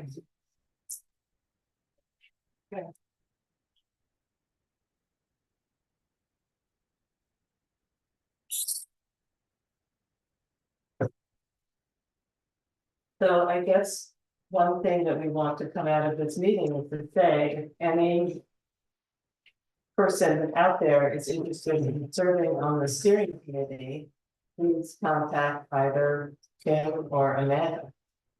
We're looking to expand that committee. And then, by the way, we could use a few more folks on a few other committees. I mean. I think that's what we should do, we should reach out, but I would also like, you know, because maybe I caught KT at a weak moment where she agreed to serve, I would like to. Put her on the steering committee straight away. I don't think anyone would. Have an issue with that. Well, as we were talking about leveraging SUNY, I think it's appropriate to have somebody representing SUNY. I don't think you necessarily have to use up one of your. Well, we also agreed. She's not, but she's not SUNY, the Benjamin Center is. I wouldn't say that they're part of that administration, Right. they've always been like a siloed entity. But if you decide we should have an odd number rather than even because of her, you know, we citizens. With the four. Yeah. I wouldn't mind that. You know, because then you're 7, I will get. Yeah. But are both boards okay with starting with? Being able to tell KT that we want her on board, Sure. and then let's. Ask the community just to make sure there aren't additional people who might be interested. And I, you know, maybe that happens in like the first meeting too, like. I don't know, just give it a little bit of time. Because it is an 8-month or up to an 8-month commitment. Well, it could be longer. Well. Now it's 8 months, it's the. That's what, This is to get the study done. And then the plan set, the referendum, and then after that, everything starts over again, if it passes for implementation. Right. 8 months is. That's a short, are we doing that because we want to do this for the November? no, that's in the scoping document. 8 steering committee meetings. Well, we haven't accepted the scoping document. It could be. I know, but it's what we have. It could be updates.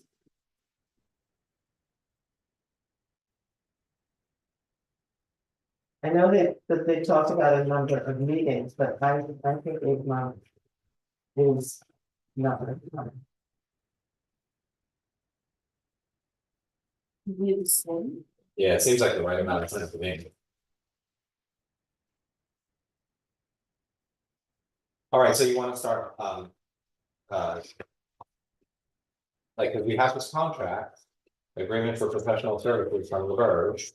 So I would like us to be able to let the Verge know that we're interested in beginning this process. Yes.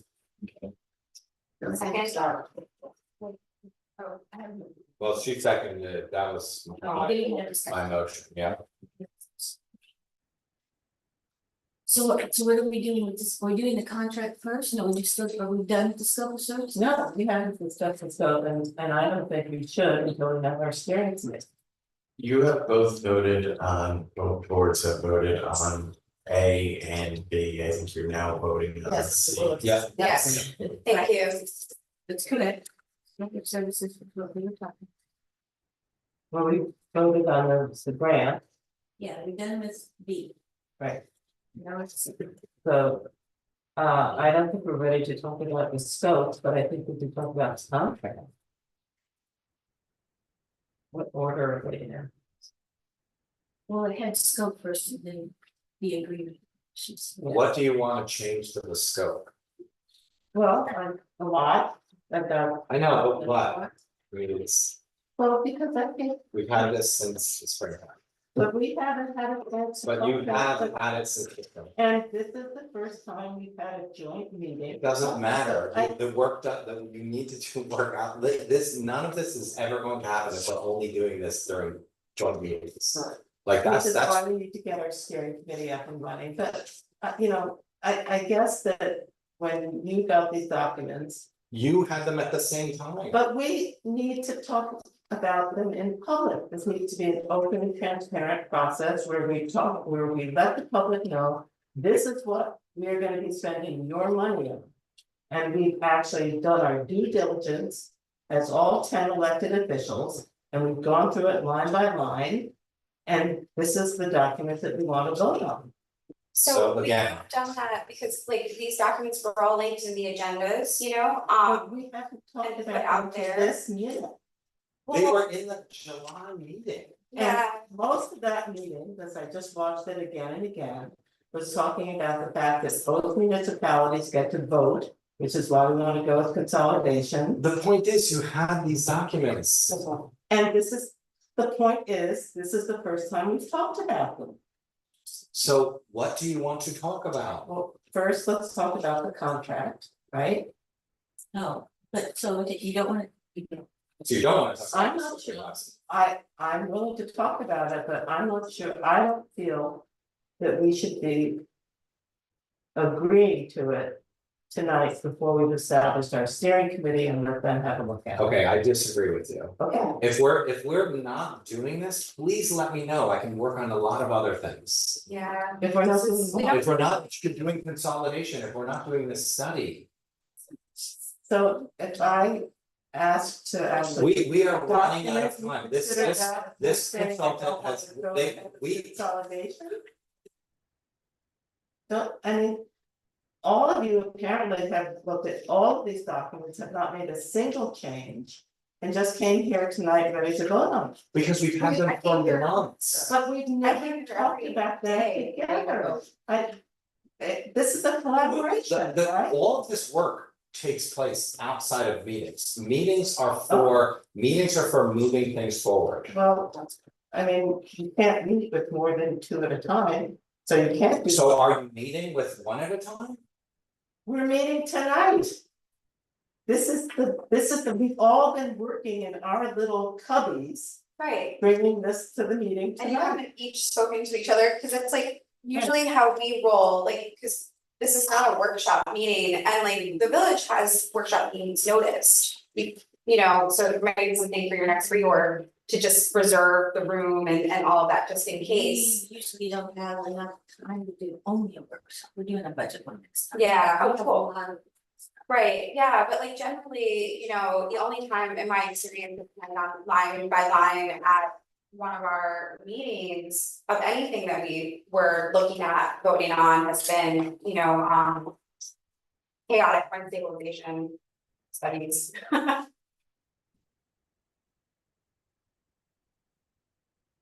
And, you know, very different situation.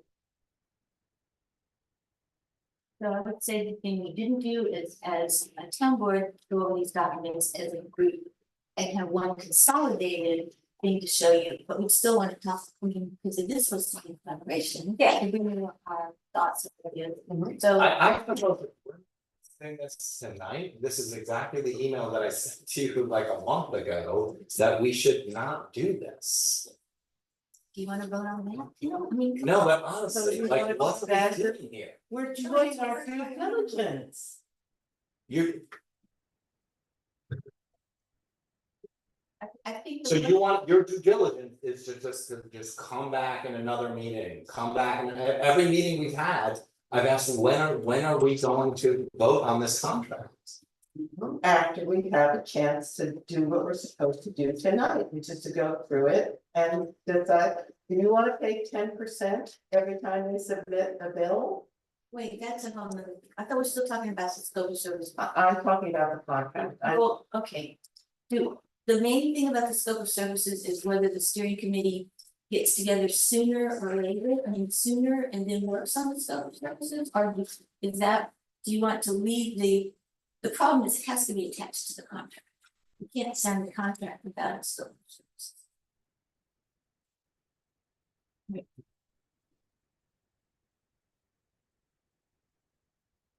But am I the only person who has had any amendments to the scope?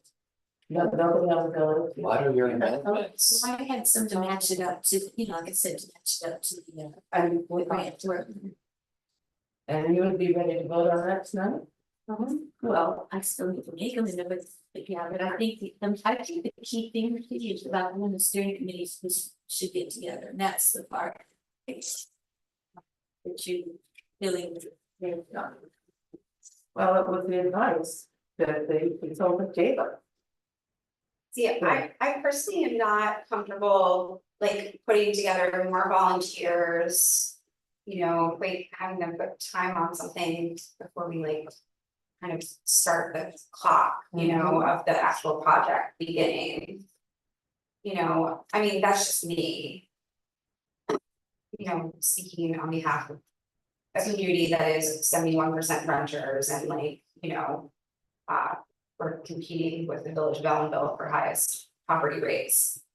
You know, I don't wanna ask volunteers to do something that we haven't voted to approve actually being a project we do.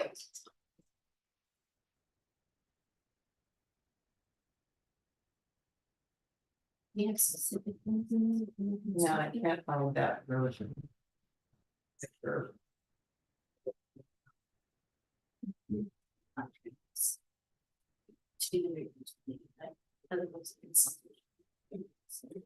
Be naming people to it. Yeah, we can't get, like, it would be just volunteers sending meals, like, we need the actual chair of the steering committee, which is the people we're contracting with to be in the room, you know? So I apologize, I am having trouble. This is the contract.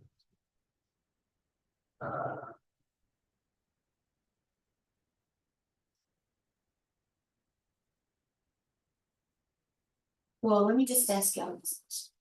So when it talks about the steering committee. It says they will work directly with the Verse Group to provide direction, oversight, ongoing guidance. So the Verse works for us and the steering committee represents us. So do you have any problem with that or not? So in other words, Laverne is not directing us, we're directing. Okay.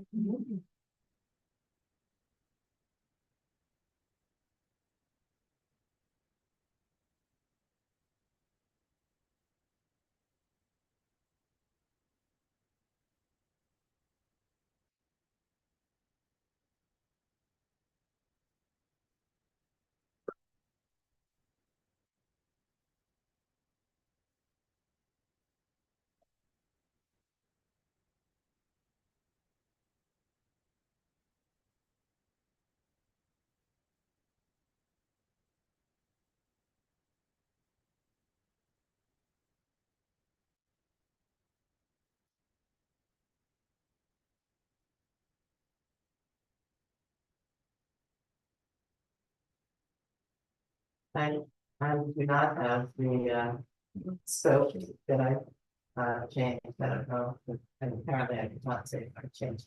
it. And I guess everyone else is anxious to get this approved. Well, Did you, I mean, was there something particularly about it, other than timing of starting? I don't wanna No? try off the I top just of thought my maybe. head.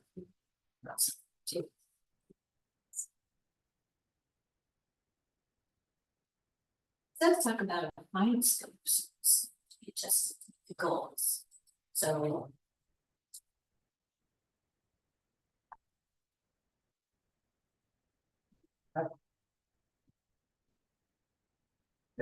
Well, what about that? What if this is the preliminary scope of services that goes with the contract?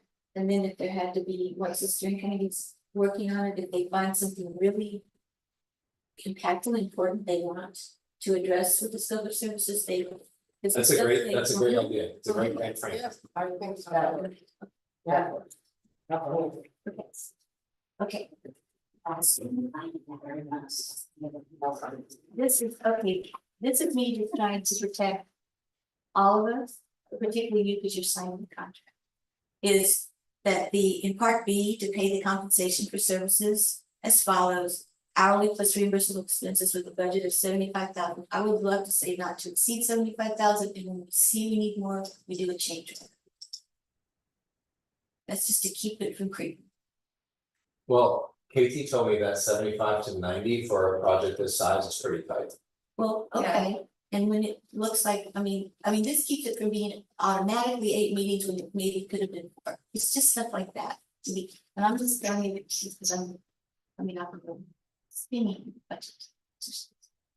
And attach the schedule of work, we should have that. And then the only other thing for y'all to say is that all expenses shall be invoiced at cost plus 10% service fee. Really? Why not? Why not? Because it just runs up the cost. I don't anticipate, like, are we really worried that there's gonna be like a significant number of expenses? You don't know, but why would you pay more? Why would you pay 10%? Because there's an administration cost involved. There is with everything. I mean, there is with this, with any of the invoices basically. Yeah. I would just, I mean, I feel like that's, it's just a suggestion. It seems to me it like. feels like it's like a thing. Right, so let's eliminate it, the 10%, they're charging us I mean, that's- 10%, they're charging us a 10% service fee for a bill that they're sending us. For handling it, it's. On top of sending us the bill, they wanted to, so. I mean, this is the sort of contract that you can negotiate, right? So we can just say. Of course, but we could have brought this up a long time ago. We haven't had this in front of us. Kitty, I it doesn't matter, we could have asked this question outside of a meeting. don't agree, but. You absolutely, I've asked Ben 1,000 questions. Well, I wasn't aware of that. I didn't think that we could each go to him and ask our questions. You can ask me and I can ask him and I can report back, that's what Amanda has done. Like, if this was So a thing, that's- we should have asked him. I think we should do it publicly right now and just say whether or not we want to pay 10% to be charged to pay a bill. I'd like to strike that from the contract.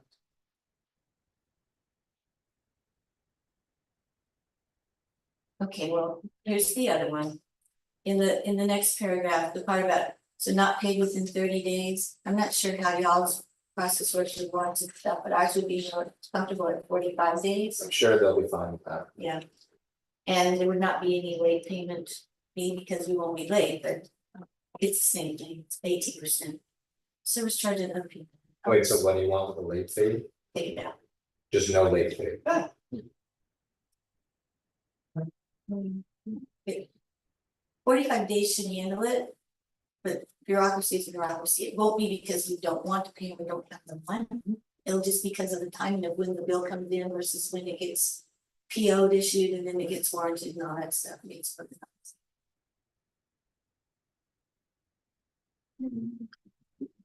I mean, I'm struggling because we've had issues with, getting paid. That's a whole nother story. And it's. There always is another story. Okay, But this is a whole new administration, and we're working on it. I think we've dealt with it. I mean, on my end. So the outside consultants that are mentioned in this contract. Can we assume that they are included in the 75 to 90,000 estimate? It's just listed as, That's one of the project related expenses they're citing. other expenses include, but are not limited to outside consultants. So are those on top of? Yeah, that's in addition to, Then I think we have the right to say yes or no on that, or.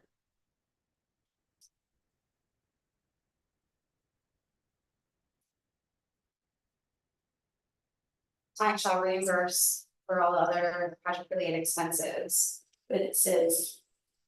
Reproduction, delivery, utility costs and charge rates, oh, it does say, not limited to outside consultants.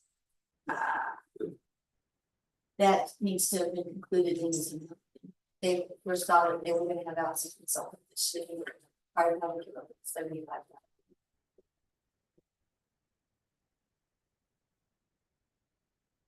So what are you suggesting? I mean.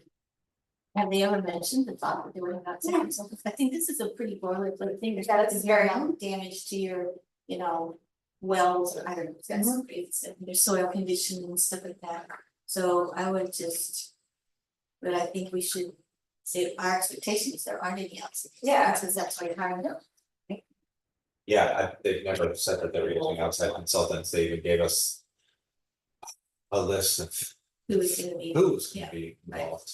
And then on fixed termination, again, if they, and I don't think they're gonna ever do this, but failure of the client to pay them within 30 days, and since we changed it to 45 days. Yeah, I struck out, so.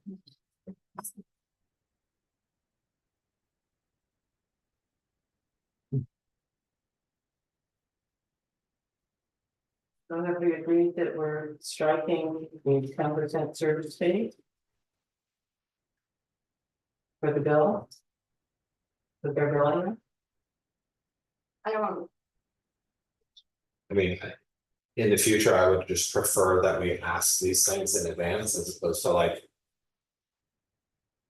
It just does not seem like the best use of our time. This is the one I thought would be the easiest. It was so little to change. Right, and that's even more of a reason that we should have just dealt with it outside of a meeting.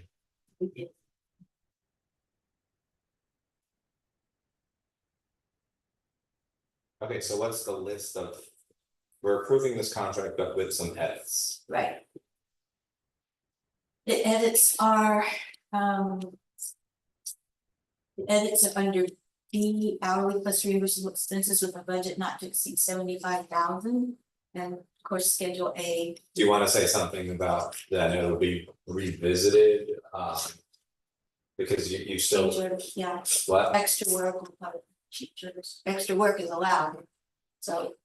It would be achieved. Do you wanna reference the $90,000, yeah, because then you're kind of like not including that band at all. I'm okay with the 75 to 90 remaining. Like. You know. I'm just more comfortable with that rather than like the meeting potentially change order, but then. With more time. It won't, but that's the point, is to make sure we're know how the budget's going and. Well, yeah, I would say like, then, you know, we think the high number, and hope for some place in between. If you give them a higher, they will. Something's. I'm sorry. Yeah, whatever you guys think.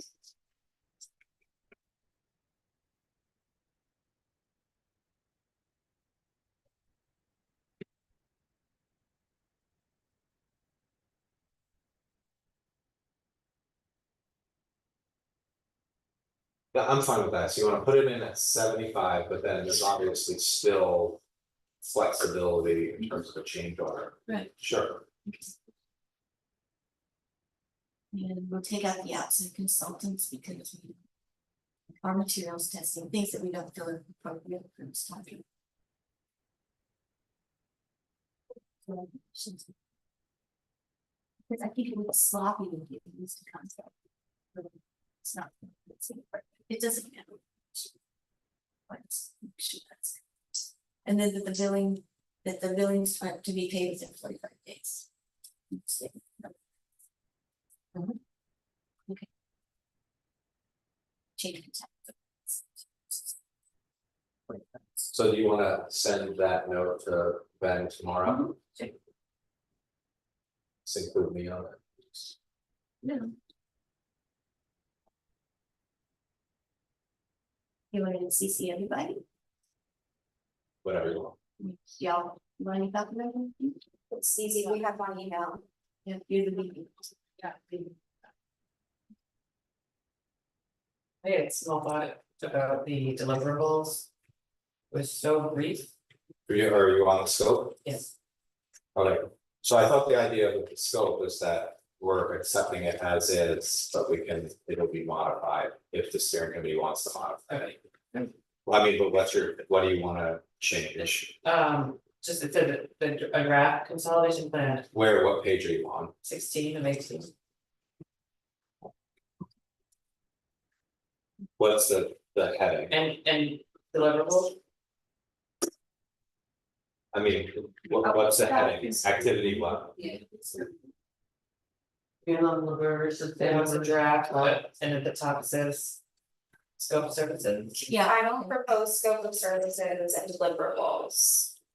From July 9th, 2024. It's been linked in our Would it be the same though, would the deliverables be the same now?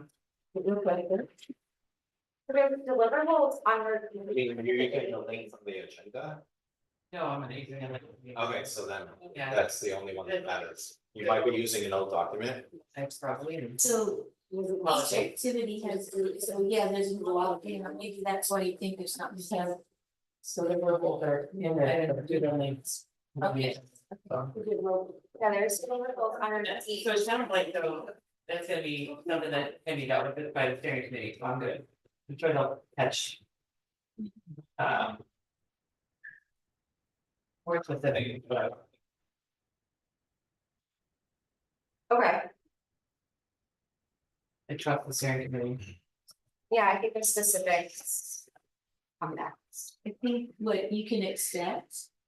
If, for both boards I'm speaking, but is that whenever the steering committee meets, you guys are gonna know all about it. You're gonna hear what it's, your comments will be welcome, and they can, you know, what it. Yeah, I'm saying, yeah, just record the meetings. Yeah. It'll probably just be a Zoom call anyways. Yeah. Are the steering committee meetings public? There will be a recorded meeting, it'll be a Zoom call. So they'll be available, but people won't be able to like ask. But steering committee's gonna be work, right? Also, like, I think it's really important to emphasize that steering committee is like. Like, people on these boards will serve, but this project only works if everyone is following along. Like, it's not just about whether or not you're on the steering. Sharing all the new information every time there's something new, right, into the job. Terrence is gonna be at every steering committee. Well, you know it. So They're most likely gonna be Zoom calls. Well, but so could you watch as a non-participant? Okay, so that could, the steering committee can decide. Okay, we're done. Yeah, I don't know that's not a great way necessarily to run committees. It's not Right. public meetings. So the scope talks a lot about virtual meetings, does that mean only that the consultant wants to be virtual, so we don't have to pay him to come here? Yeah, But the members of the steering committee can meet in a room together. So I think that's having something. Yes. What? Depends on what the individual members do. Steering committee can do. Well, the pre-kickoff planning meeting is scheduled as a virtual meeting. so they're all gonna have to be at least hybrid, or else we're going to be paying for travel and Well, lodging. Right, so the consultant can stay in Albany, Yeah. So do you know who's gonna be on your steering committee? Well, we already discussed KT, and then we already discussed that we wanna like get this thing rolling, and then maybe we can reach out to the community. From your board. From our board, I mean, I imagine it'll be me, and I don't know if anyone else wants to subject themselves to this. Well, just ask me if.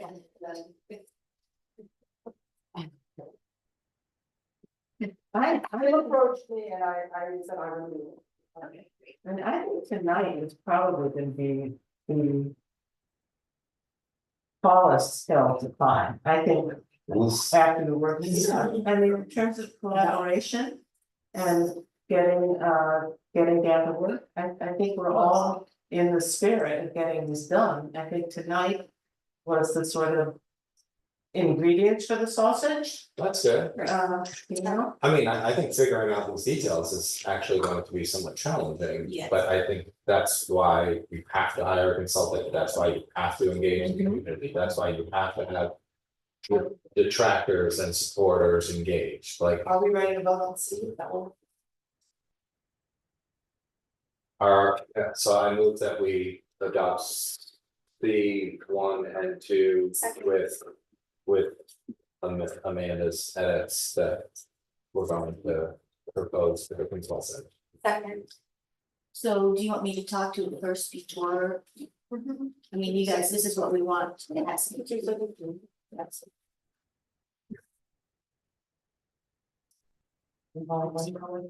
Aye.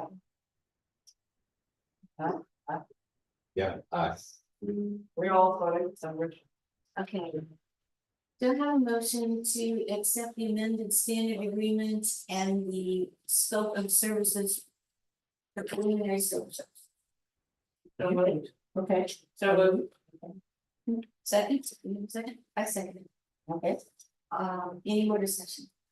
We got to set a peak, really. I'm okay with that. All in favor? Aye. Aye. Aye. Aye. All right, continue to me. okay, so the next item on the joint, what, do you want to talk about this stuff? So I was just gonna say that, we are looking forward to working on this.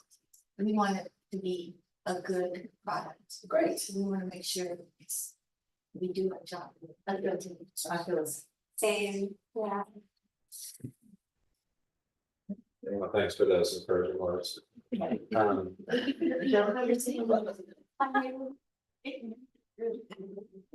Let's, so we have this joint resolution, you want to send a note to the DOT, so we had a meeting with the DOT staff recently. And we went over a petition that had been collected in our community about, a few different asks to make our pedestrian experiences better on our state roads. And they sent us back a note. And these are the things that I deciphered from that note, baked into this resolution. Because we basically asked them for these things back in the springtime, but then it wrote that they need a resolution, so we figured we would. Check off 2 boxes by just making a joint resolution for including crosswalks that are both in the village and the town outside the village, because they said they need a resolution from both.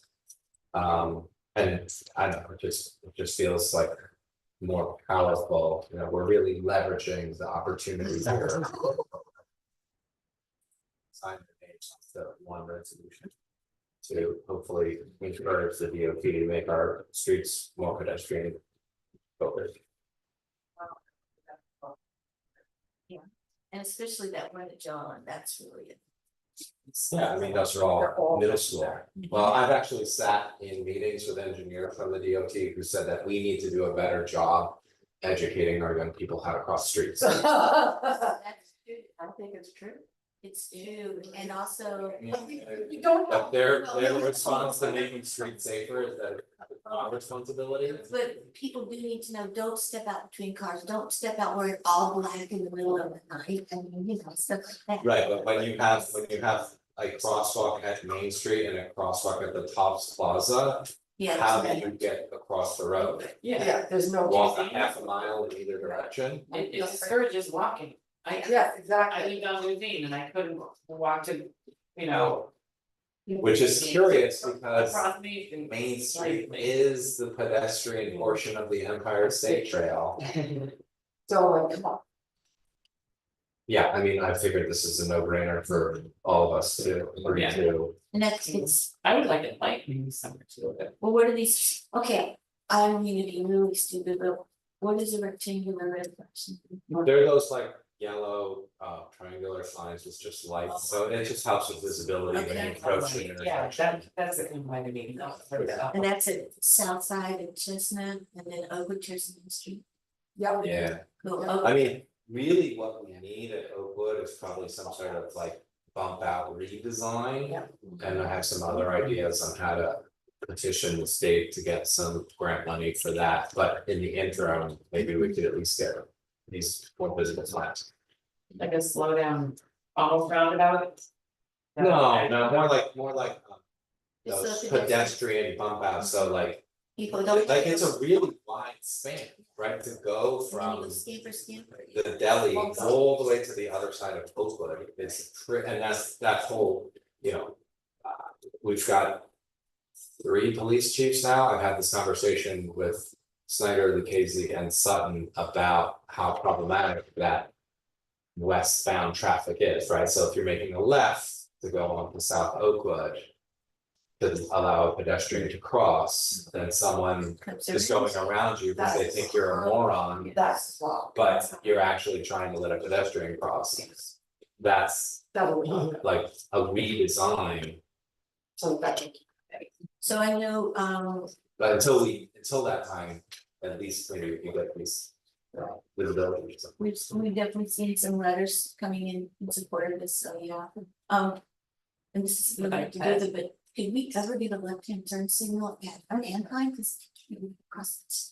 You know, so. Going which way? So if you're going east, you stop there, there's the school, and there's a light, and the traffic's coming, you're waiting, turn left, because there's no signal, and you're waiting. Wait, if you're going east Yeah, you're trying to head out of on town, you're on Main Street, You're on going Main east. and you're stopped where the middle school is, where they took down the building, and there's a light. So you wanna go to north, Yeah. you wanna go to North Main. Okay. And you can't get through that traffic, and then they run the red light, so you still can't, then you wait for them, and it's a really long light. Yeah. Wait, and then I can. I have a constituent who keeps asking about that intersection because she doesn't like making the left onto that. Oh, South this, Main. I'm here. Oh, the other way? So you can sometimes never do that. So it encourages people to go before the other ones. I think like it's especially challenging right now since school just got back in session. Lots Henry W is under Right, construction. yes. We all know that that will be improved once that is reopened. It's not that it's close, but. Okay, we're back to the only, so are y'all writing up the resolution, is that what you want me to sign? No, that's the resolution. That's it. Do we move it or? I mean, oh, no, okay, I just thought that, do you want to do a roll call vote on it or something like that? Yeah, Okay, so all in where's- favor where's- of emailing this resolution I'll as second a it. village, second, all in favor? Aye. No motion for the town board? Oh, yeah. I. You said that right. Okay, I'm so used to Neil though, this making the motions, the next step is to say aye. Yeah, Um, so we'll put everyone's names on this joint resolution and then we'll some share clerks it to- publicly. Yeah. And email it to DOT. Yeah, so we'll get a copy to Arthur. Does it matter, like Brad and I were talking about this today, so. Like, let's say it's let's say the previous resolution that we did was like number 23, we're just gonna treat this as village resolution number 24, just for our own record keeping, do you think it matters at all, like, you do the same thing? We know, well, the numbers on, it has the date on it. Okay. Yeah. Yeah, So it was. so it doesn't matter. Yeah, they'll just put it in the file. It might have, but a lot of. Because we were talking about the idea is like, so if we have village resolutions, then if we have joint resolutions, would this technically, like if this was the first one, would it be joint resolution number 1? I think that just makes That's things crazy. confusing, I think it's That's better. It's really the numbering is just for our own internal record keeping. Yes. Right. It's, Well, yeah, it so makes it's it easier easier when to we look just it keep up. it down, Yes. yeah. I saw we had like that person in here, so I'm sure they'll be excited. Yeah, I Yeah. told Steve we were doing this earlier in the week. Steve and Dan were Well, both of them were on that call with the DOT.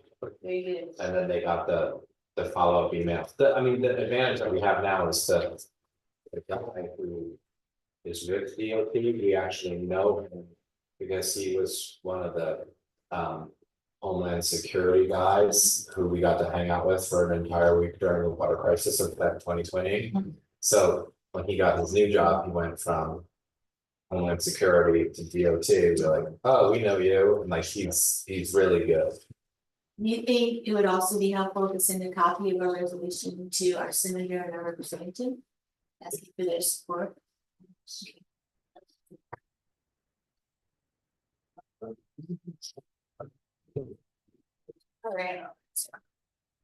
All right, so So we didn't actually call a meeting to order, we came as a joint, I don't know what. We also pledged. So we can end our part. I would like to just stay long enough to hear about your well, what you're doing for Red Line, but how you doing with the RFP on the firehouse, the solar? yeah, for sure, make it publicly available. So just. Where did you post yours? We posted ours on our website, in the paper, and then on VidNet, Right, and we got about 6 responses. Now, I can also let the various companies that responded to us know that there's, perfect. Yeah, so we used the draft, and thank you again for helping us with that draft. And then we added a couple of paragraphs once we showed it to our attorney. He suggested just some other boilerplate stuff that you want to include. So that's in this version, the one that's linked to our agenda. Great. And if that's the same as this over here, like 8 and 3 and something. I think you just have a early, like, did you print that before Yeah, tonight? Yeah. Yeah, so that's Okay. just another one. okay, It was just in there twice accidentally. very good. I will send, once you post it, I'll make sure it's, so we had put, so I don't know what date you put in for it. For the bids to be. We gave a month. Is that enough time? Yeah, so Like they, if we issue it today or tomorrow, and then a month from then, right? because what I found with ours is, a number of them wanted to come out and tour the facilities. Looking both inside and outside, they need to see where all the electrical connections are and stuff like that, so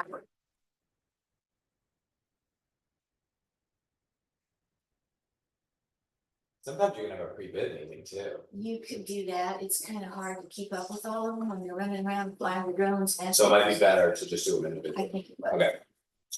That's good advice. Yeah, the one that's on this final agenda is the RFP. Okay. Well, I'm gonna wait till you post it and. All right, so then I'm gonna just roll through this village agenda, so good cause, we already discussed it, we probably anticipate closing public hearing and adopting the law. And then- Yep, yes. So question for Karen. Yeah, make some to adjourn the town meeting. Second, all in favor? Aye. You guys know how to get home from here? I need a passport. Okay. Thank you all. Thank you. Thanks, God. I know everybody's had a long day. Yeah. All right, other things in there. I got like budget, but. Yeah. What is it, tomorrow? Well, we're gonna get it. Well, we got it already. Oh, okay. But what do you mean tomorrow, but, Start looking at it. oh, well. Let me me personal night, but We're sorry, yeah, guys. Not even one. We're gonna Like, sorry. roll through this thing. So we got this lead service line resolution, so we're Already I'm sorry, did you vote on the unlisted activity for the, we went off, the unlisted activity for the good cause? Oh, it's not. Oh, I the unlisted action I second Alec. Our big All in favor? action. Yeah, second, aye. Sorry, good catch. Thank you. Lead service line, so we got a resolution, so we got some grant money to help us pay for this lead service line inventory. And Brad and John Lawler are doing an awesome job making sure that that info is collected and we can submit it to the EPA for the new federal standards. Number 3, this is related to just a follow-up, so. I'm sorry, that's your motion, I second Donna's motion. Aye. All in favor? Aye. Number 3, so in December of 21, we left the property owner and developer at the Trans Hudson site, the corner of Putt and Main. We gave them some terms in terms of if they want to connect water and sewer, they need to provide us with a one-time payment, and that agreement was good for 12 months. So they recently reached out to us and they said, what would we like to do with that agreement? And my response and suggestion was that we increase the amount from 200 by 40% to $280,000. So, and then also changing the term once we enter into an agreement that would be good for 24 months. So I'm asking our board if we're okay modifying the original agreement from December of 21. I like the monetary amount, but just have a question, why 24 months? Just to give them enough, because everything takes longer than anyone would imagine. So we don't have to do this again. So that was you moved this, Yes. so then we can report back to the developers that, well. Call the question. You're calling the question, all in favor? Aye. So Bill moved it, Stone seconded it. Unanimous. We'll let the developer know. Capital project updates, so both of these are expected spring 2025. So we got some recreation money from the county, they shared some of their ARPA funds with us. And this happened earlier in the year, just creating those plans. We missed the construction window for 24, but we are good to go. We're gonna try to get that bid doc publicly available early in the year, and then because one of the things that we're gonna do is that we're going to have our staff do the site prep. So we really want to be careful about timing site prep with construction. Like our staff is like, cool, we can do it now, but we don't want to have the courts offline for the entire winter because you can guarantee that plenty of people will be using them before the construction starts. So we really want to have that window in between demo and construction to be as tight as possible. And then the sidewalk project, so this is like super complicated money from the federal government that goes through the DOT, that goes through the Ulster County Transportation Council, and we have our grant administrator, Mark Lauer, who normally doesn't do DOT stuff, cutting his teeth on this, and DOT has actually been helpful explaining to us what we need to do in terms of dotting all of their I's, but this is like 1,350 linear feet across 3 different chunks of sidewalk, 500 linear feet on Huguenot Street, just south of the monument, on both sides of Henry W. on Church, and then above Slate Street on Prospect. So that's this sidewalk project, and because brand new bluestone is going to be used on Huguenot Street, there's like a 8-week lead time.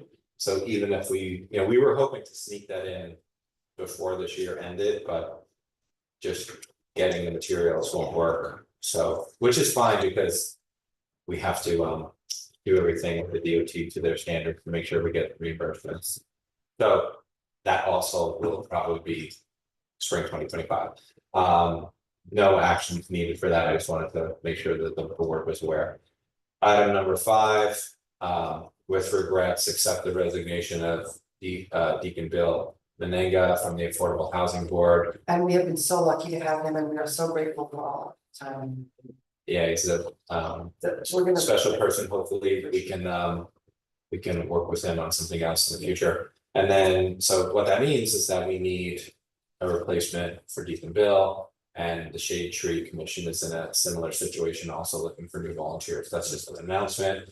I move item number 7 that we make the village RFP to site solar at the fire station publicly available. Sounds like. Share far and wide, it's not a second, all in favor? Aye. And then we had already announced that Executive Director Essie Lewis from the Margaret Wade Lewis Center is gonna be speaking at the college Thursday at 5 p.m. And the reason that we're adding that under the Ann Oliver House update is because that's really cool that Essie's gonna be sharing details about that project.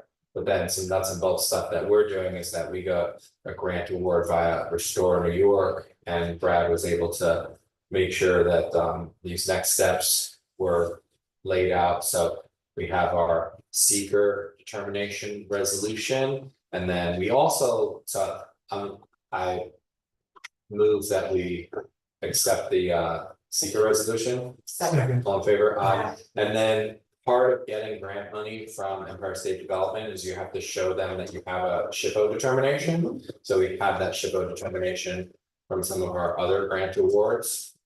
So we're able to share that document. Thank God we didn't need to get a new determination, so that will be acceptable. So that is linked here. And then the next item, our Director of Planning, Zoning and Code Enforcement, Mike Baden, discussed this with us when he met a little while ago. So there's a startup called Muni Collab, and they have a software solution that I went into the presentation a little bit leery that it was going to be helpful, and I was like super impressed. And I think why it makes sense is because the two gentlemen who are launching this solution like really try to understand the needs of local planning and zoning boards. So it really feels like a custom product for little communities like ours. So Perfect. they will, and I really think it'll help administration within our department, and then it'll help with just making documents more readily available to the public, you know, when at any time someone's interested in following along with what the planning board is deliberating on.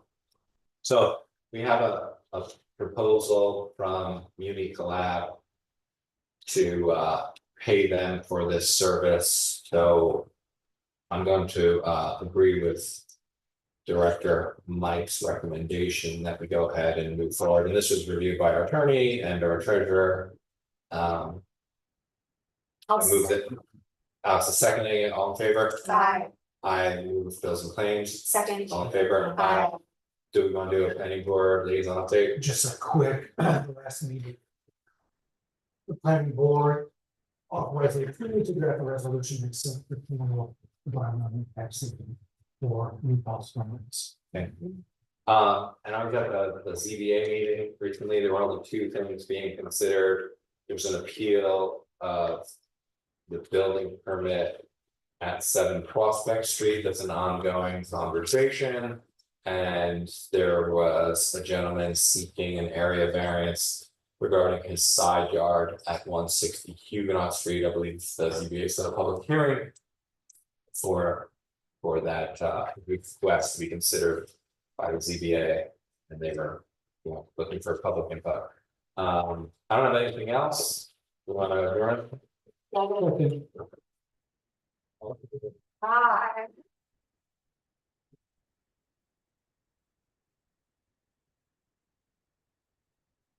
Are we out there? Are we offline? Are we offline? Are we on? Like I unplugged this owl. What does that mean?